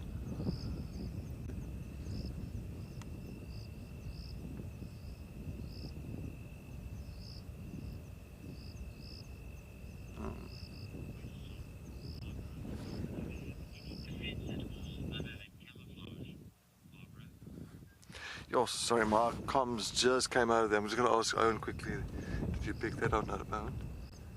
Barbara? Yes. Do they have any defense other than camouflage? Barbara, good evening. Sorry, I just didn't pick up. Yes, they do have other defense than camouflage. Well, it's actually not a defense. It's more kind of, can I say, it's a way of making sure that a predator doesn't really see them that easily. So it's like when they're walking across the road, when they're moving from bush to bush or tree to tree, they've got this real kind of stagnant kind of movement, which it looks like it's not an animal that's running or a reptile that's running, but it's more kind of flowing with the wind, or it's like a leaf that's rolling slowly over the road or something like that. They'll have this very slow, stagnant walk, so it doesn't really kind of attract any predators of the chameleon. So it's one of the ways they can just elude the predators. So yeah, that's one of the main ways. But of course, yeah, the camouflage is primarily the main thing. Look, they can defend. I've seen chameleons biting. I've seen like where a boomslang, one of the snakes that do prey off your chameleons, actually caught a chameleon, and I saw a chameleon actually turning around, and with that mouth, it's not the greatest of defenses, but they can kind of put a little bit of pressure with those jaws of a chameleon. They can bite a little bit, but it's nothing too great to actually cause too much harm. Maybe a bit of a fright or something like that, but it can just give a little like nip, but nothing serious.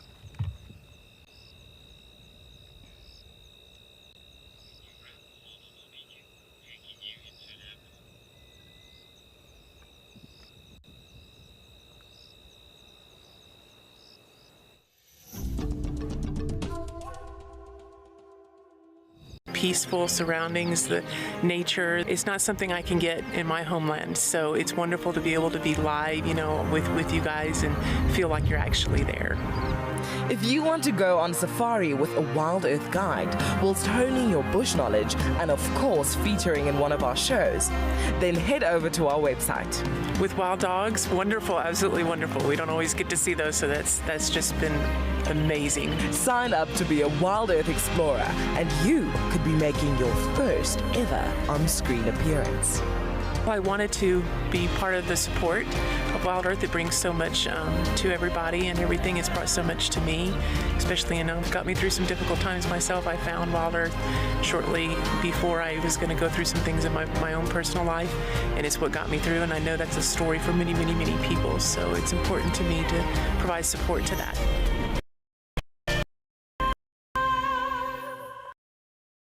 The Endangered Wildlife Trust is among Southern Africa's largest and most established non-governmental conservation organizations. Our strategic vision centers on saving species, conserving habitats, and benefiting people. In 2021, the EWT secured habitats, reintroduced African wild dogs and cheetahs into reserves across Southern Africa, and created vulture-safe zones to reduce major threats to vultures, such as poisoning and electrocution. On the 3rd of March 2022, we celebrate World Wildlife Day under the theme Recovering Key Species from Ecosystem Restoration.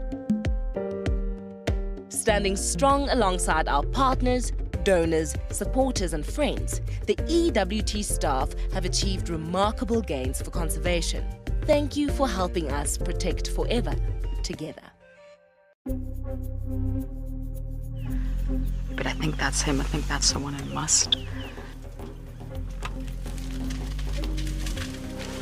Okay, this is getting serious now.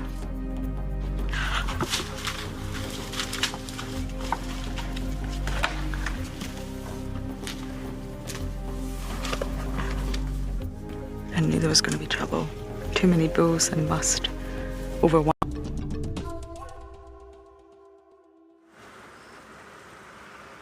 Okay, now we're trying a different road. See if that won't yield us something.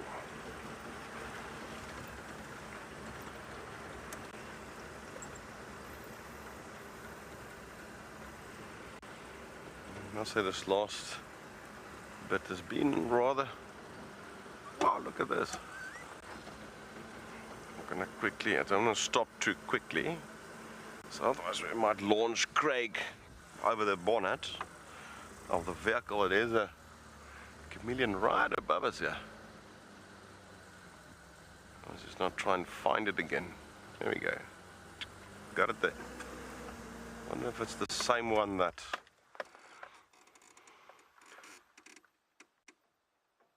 It's the same one that Cedric has seen. Not sure if he's gone past here. It's on Voyatella access.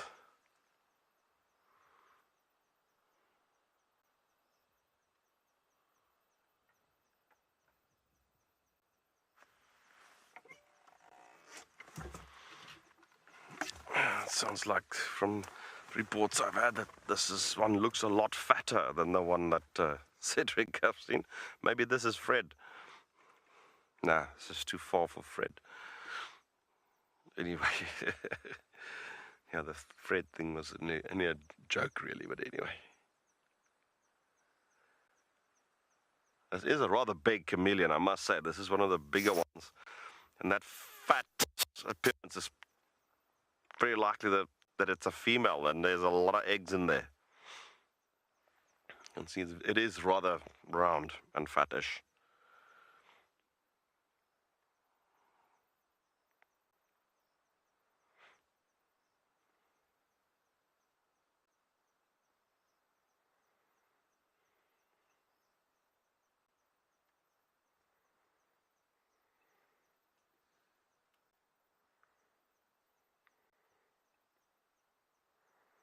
Interesting, as on my holiday down in the Cape, I did not see one dwarf chameleon there.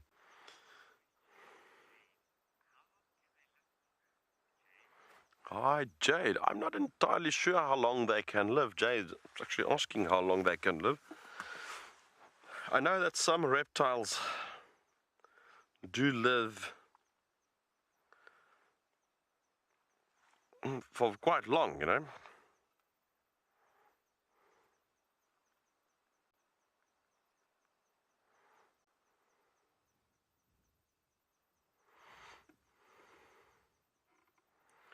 But I think they are one of the reptiles that will live relatively long. But I've absolutely got no clue where to start.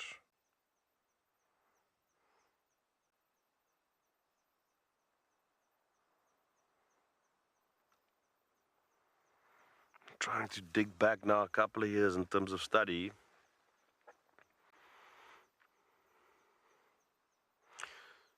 But I think it's like something like 5 to 10 years somewhat jumps to mind.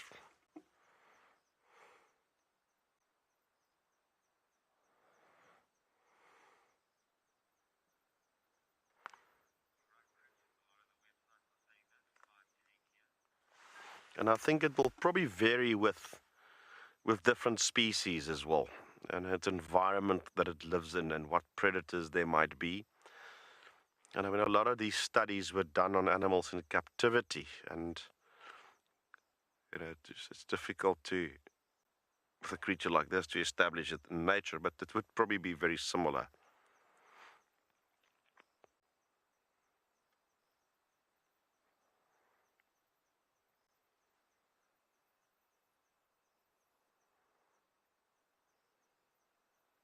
Yeah, I'm near certain it's 5 to 10 or 5 to 8. It's not more than that.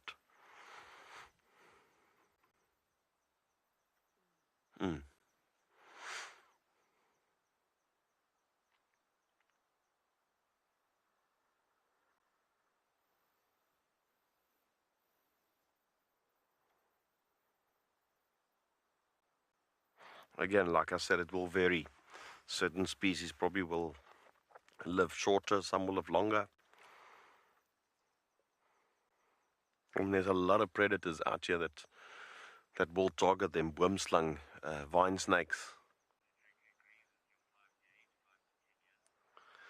And even Burchell's kugels are very aggressive hunters of chameleons. Just had a message from Cedric as well on the radio. He also agrees that it's 5 to 8, 5 to 10 years, so that seems to be the consensus.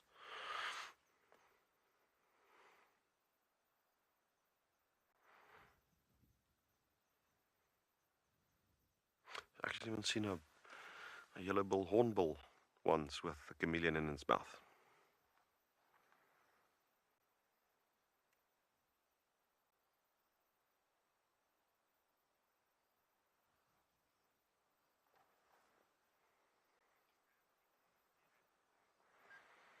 No, let's leave this guy alone and let's link to Cedric, who's also on the move.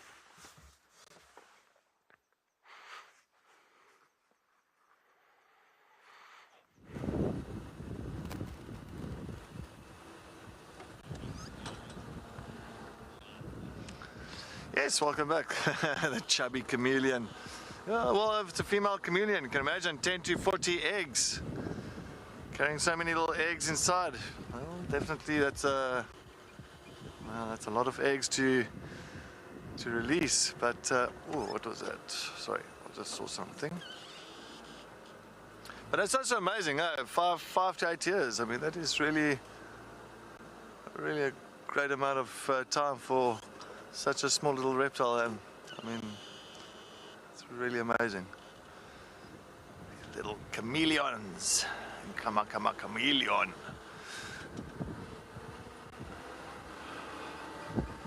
I'm still looking for any little eyes that's going to be poking out at us and looking at us. Maybe a owlet or an owl or bush baby, genet, something like that.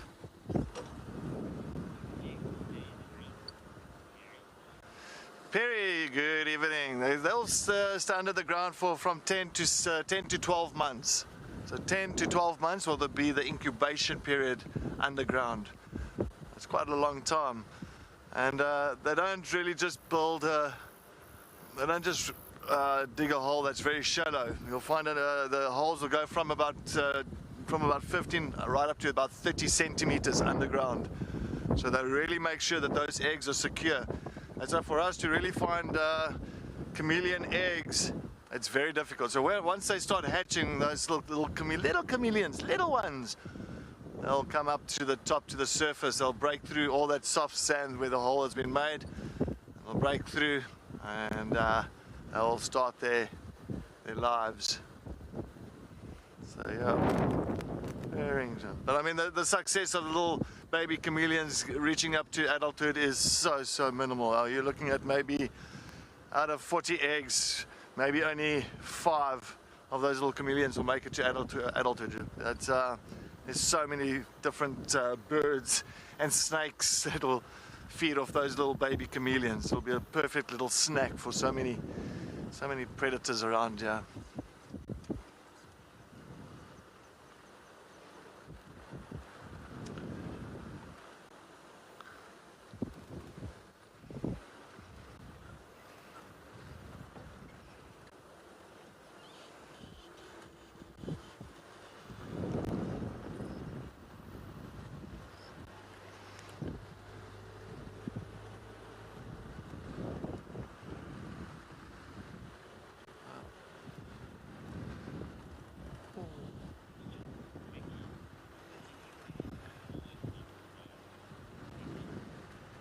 Good evening, Vicky. This morning we had a bit of a drizzle. Not much, it was just a very fine drizzle this morning, so no, not even rain. And during the night itself there was no rain. So yeah, just a little bit of a drizzle. But a very short period. I mean, we're talking about maybe it was about for 20 minutes and then it stopped. So it didn't even wet the road. So yeah, and then now the stars are coming out. I'm looking above me, the stars are coming out. It's really, really clear above us. So yeah, it looks like we're having a beautiful evening. I think tomorrow morning as well, it's going to be a stunning day with weather-wise. So we'll definitely, and hoping and holding thumbs that there's going to be a couple of interesting individuals for tomorrow morning that's going to be coming around and we can find.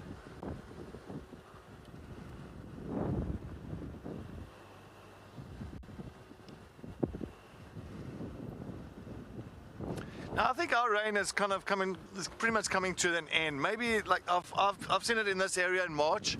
We've had like the March rains, so we're still in March at the moment, and well, we just started March really. So it's still a few weeks this month to still have some rain. So yeah.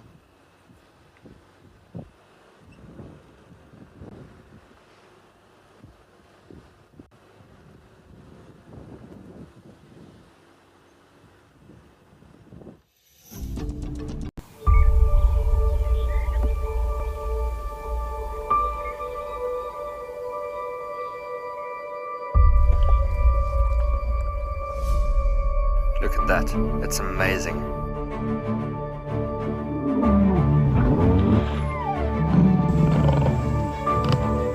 Wow, hey. And 5, 4, 3, 2, 1, live. Oh, that's cool. Just in there. And the black mamba's going up the tree and the mongoose is attacking it. It's gonna pounce again.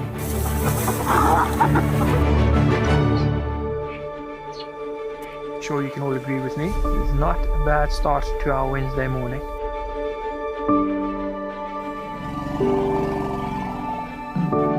Something that I have never seen before in my entire life that you are now watching live. Look at that. It's just beautiful. Fantastic display by a little herd of springbuck. How is this view? My heart is in my mouth, everybody. Amazing, they've locked their tusks together. You can hear the cracking branches.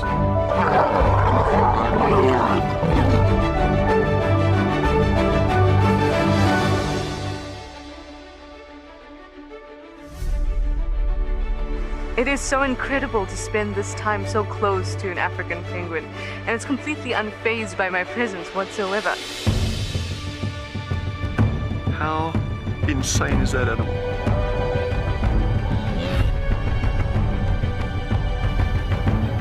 Amazing.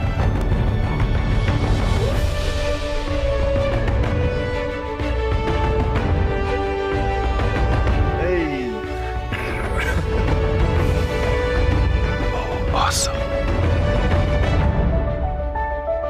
It is fantastic to watch. Well, now we've got a tug of war between mom and daughter, look. Just at a loss for words. That's just incredible to see that.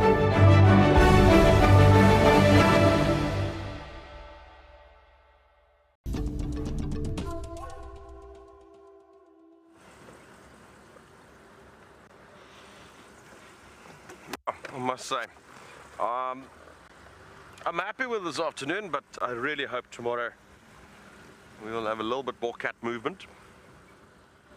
When Cedric had a good job this morning, I mean, that was very nice. I've not seen her during this shift yet. There's a couple of leopards I've not seen during this shift. In fact, the only ones I have seen was Tlalamba, obviously, Tandi Maribs, Langa, And I think I've seen Shasha, yeah. He was stalking those elephants. So those are the only leopards I've seen so far on this particular shift. Well, I've got some time left, so I'm not going just yet. The shift is not finished by a long shot.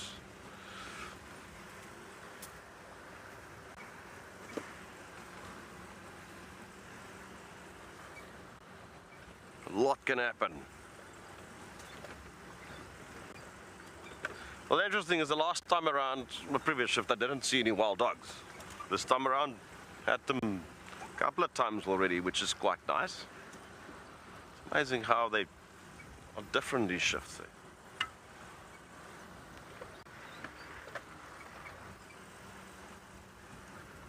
Would appreciate some lion as well tomorrow. How about that? We get some lions coming into Djuma and we find them. We've not seen a big male lion yet, this shift either. And now we don't see them that often.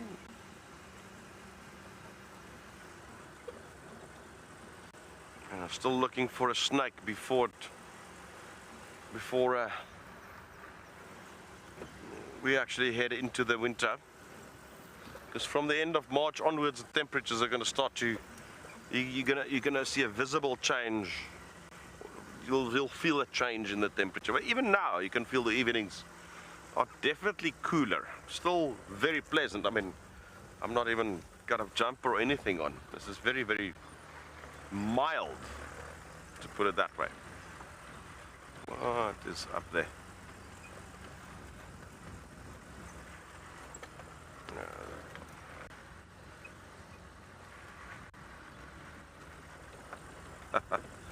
Hi there, Mac. And Mac says lions would be awesome tomorrow.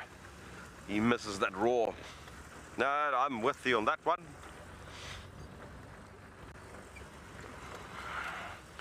Well, it's just a matter of them entering our area. They're around. They are either just north or just south of us. And that's just pure chance, you know. There's no particular reason for that, other than they choose that particular place at that time. You might find that that can change overnight and they suddenly spend a week on Djuma. I mean, these roads, to them, they don't know that this side is Djuma and this side is Buffelshoek. They don't know that. To them, it's literally another animal, just a big animal path, you know.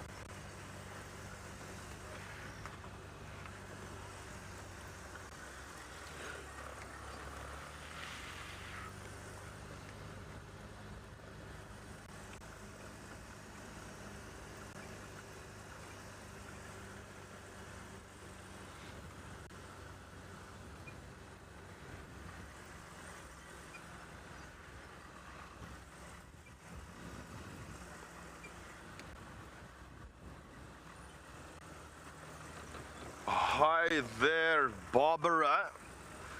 I've seen them. No, I've actually not seen Mulwati. Can you believe it? I've not seen Mulwati in real life. I've not seen Mulwati in real life. I've seen tortoise pan male a few times, but I've not yet seen Mulwati. I mean live, you know, while out on safari. I've seen them on the show and I've seen them on the dam cam and stuff like that, but not yet live. In person, that is. I've not seen tortoise pan on this shift either, yet. I'm hoping he'll show his face at some stage. And yes, if I could see Mulwati, that would be like a real highlight for me for this shift. So,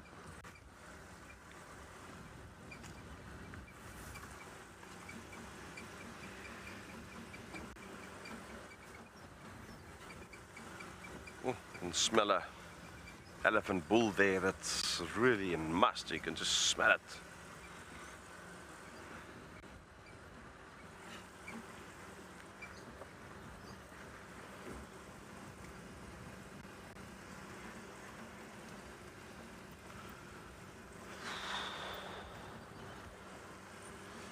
Right, let's do the last little push of this drive. Let's push it hard.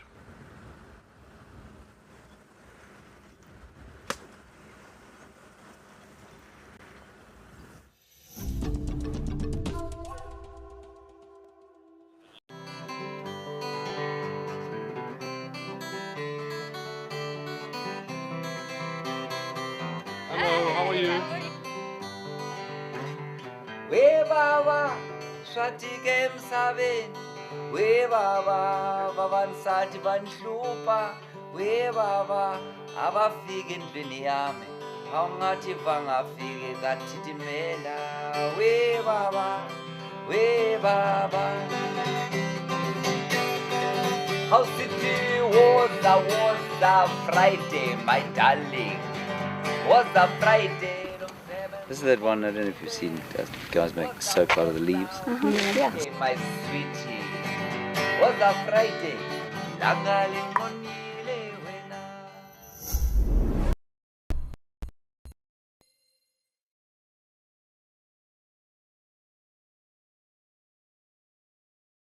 Pangolin, known as the respected, wise old man of the African bush, is said to be a symbol of good luck and the bringer of rain. 8 species of pangolins are found worldwide, of which 4 occur in Africa. This mysterious creature is now the most poached animal on our planet. The African Pangolin Working Group will strive towards the conservation and protection of the African pangolin species and the habitat they live in. The African Pangolin Working Group has been mandated by the Department of Forestry, Fisheries and the Environment to assist and support retrieval, release process and the research of pangolins in South Africa. Each rescued pangolin is assessed, treated and rehabilitated by an experienced team of veterinarians and rehabilitation specialists. We can ensure the survival of the species. Together, we can make a difference. Myself and Sebastian were looking for the Birmingham Pride sub-adults and we just found them stealing a hoisted baby impala carcass out of a tree. This is incredible. It's the first time I've seen one of these youngsters. Whoa! Quite a good chunk there. Nearly fell out doing it. She might fall backwards.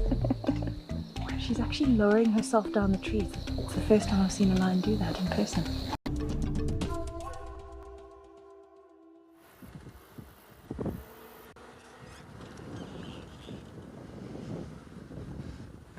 Going to take a last little look and maybe we bump into a cat to end off the show, which would be brilliant for us. I think I'll be very happy. Another chameleon. But oh shame, a little bunny in front of us. Sorry, I just want a little scrubby. Just want to put the light off here, because it's just a very small scrubby that's in the road and I don't want to... Oh.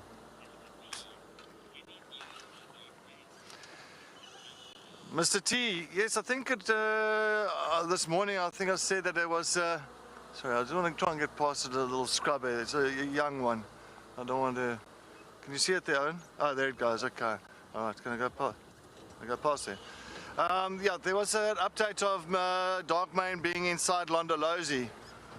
I think that was yesterday or last night. So where he ended off for this morning, I'm not too sure, but Londolozi area, that side. But then again, male lions can move great distances at night time. So, I mean, I remember Mr. T when he ran off when Kinky Tail got killed on the Nkoro driveway. I mean, from there, and when he ran, next morning he was found 35, I think 35 or 40 kilometers from that exact spot. And the next morning, so they can move great distances. But yeah, but dark mane, I definitely would love to see him. I've seen him a couple of times when I've been here in the north, and I'd love to get to see him again.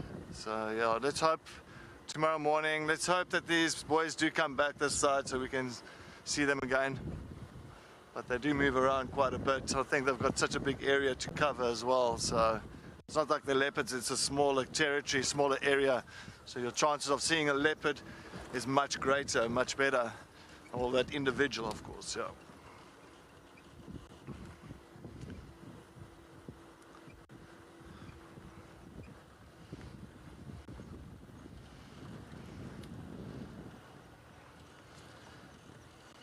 But I'll still say with those Nkuma sub-adults, those 5 sub-adult males, is to me that's still interesting times to come. I think those 5 sub-adults keeping. I mean, there's the male, the voca males aren't here. So what's happening? There's almost a void that's happening here at the moment. So what's happening? Those 5 young males, are they going to get pushed out?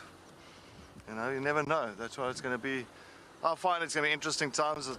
I've seen lions act when it's an area that's been completely vacated and voided and all that, and then you'll find that new males will come into that area pretty quick, and they'll pick up on there's no males calling in this area, so why not? You know, so yeah, we'll see what happens.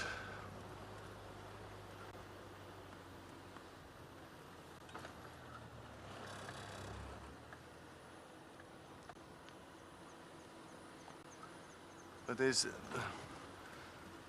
from this afternoon, from quite a bit of a breeze and a bit of a wind that came through this afternoon, it's now really settled down. There's not much of a breeze. I think if you have to have a fire tonight and have a nice braai, that smoke is going to go just straight up. I'm not going to get blown nowhere.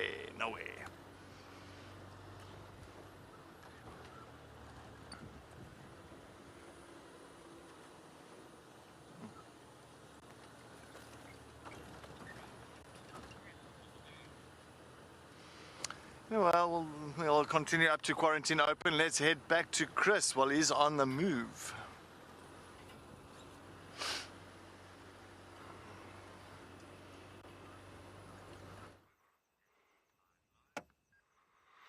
What would an evening safari be without looking at the moon? It's obviously waxing at the moment, so a little bit of a crescent visible there. And interesting is that the illuminated part's obviously the reflection of the sun, which lies, you know, the angle it hits just illuminates that part. So to the left and downwards is the position of the sun relative to it. But you can actually see the outline of the rest of the moon, even some of those stains or seas, you know, which is actually just flat volcanic areas. And interesting is that illumination of the rest of the moon is not done by that direct light coming from the sun. It's actually a reflection of the Earth's polar caps. The sun hitting our polar caps and reflecting it, illuminating that part of the surface where the sun is not shining, the actual dark part of the moon. Interesting. Because that's actually dark there. There is no sun that can actually shine there.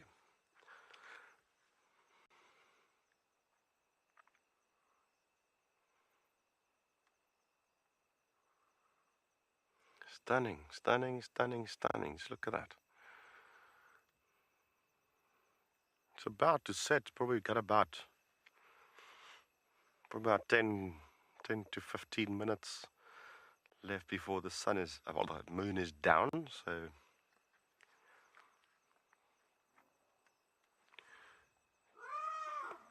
ooh, there's a visitor here somewhere.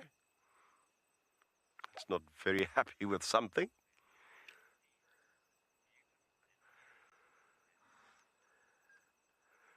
Maxine, good evening. Maxine says it's beautiful yet quite eerie. Oh, that elephant is here somewhere around us. He's definitely not happy with something. I wonder if we should just maybe check it out.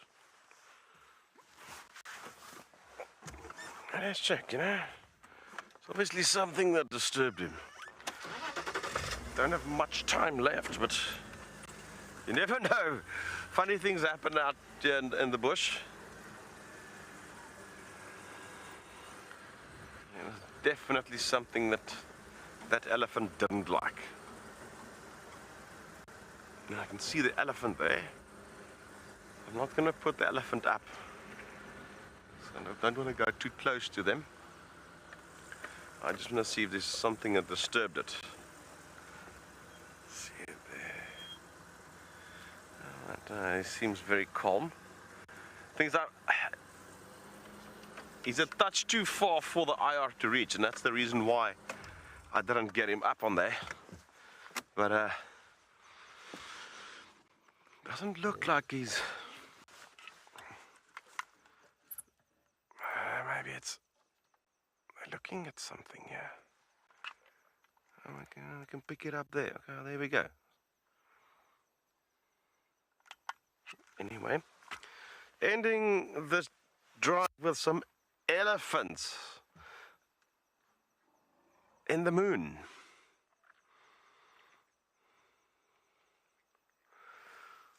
Well, another stunning day. I mean, overall, I think we had a very, very good day. We've had some dogs, leopards, elephants,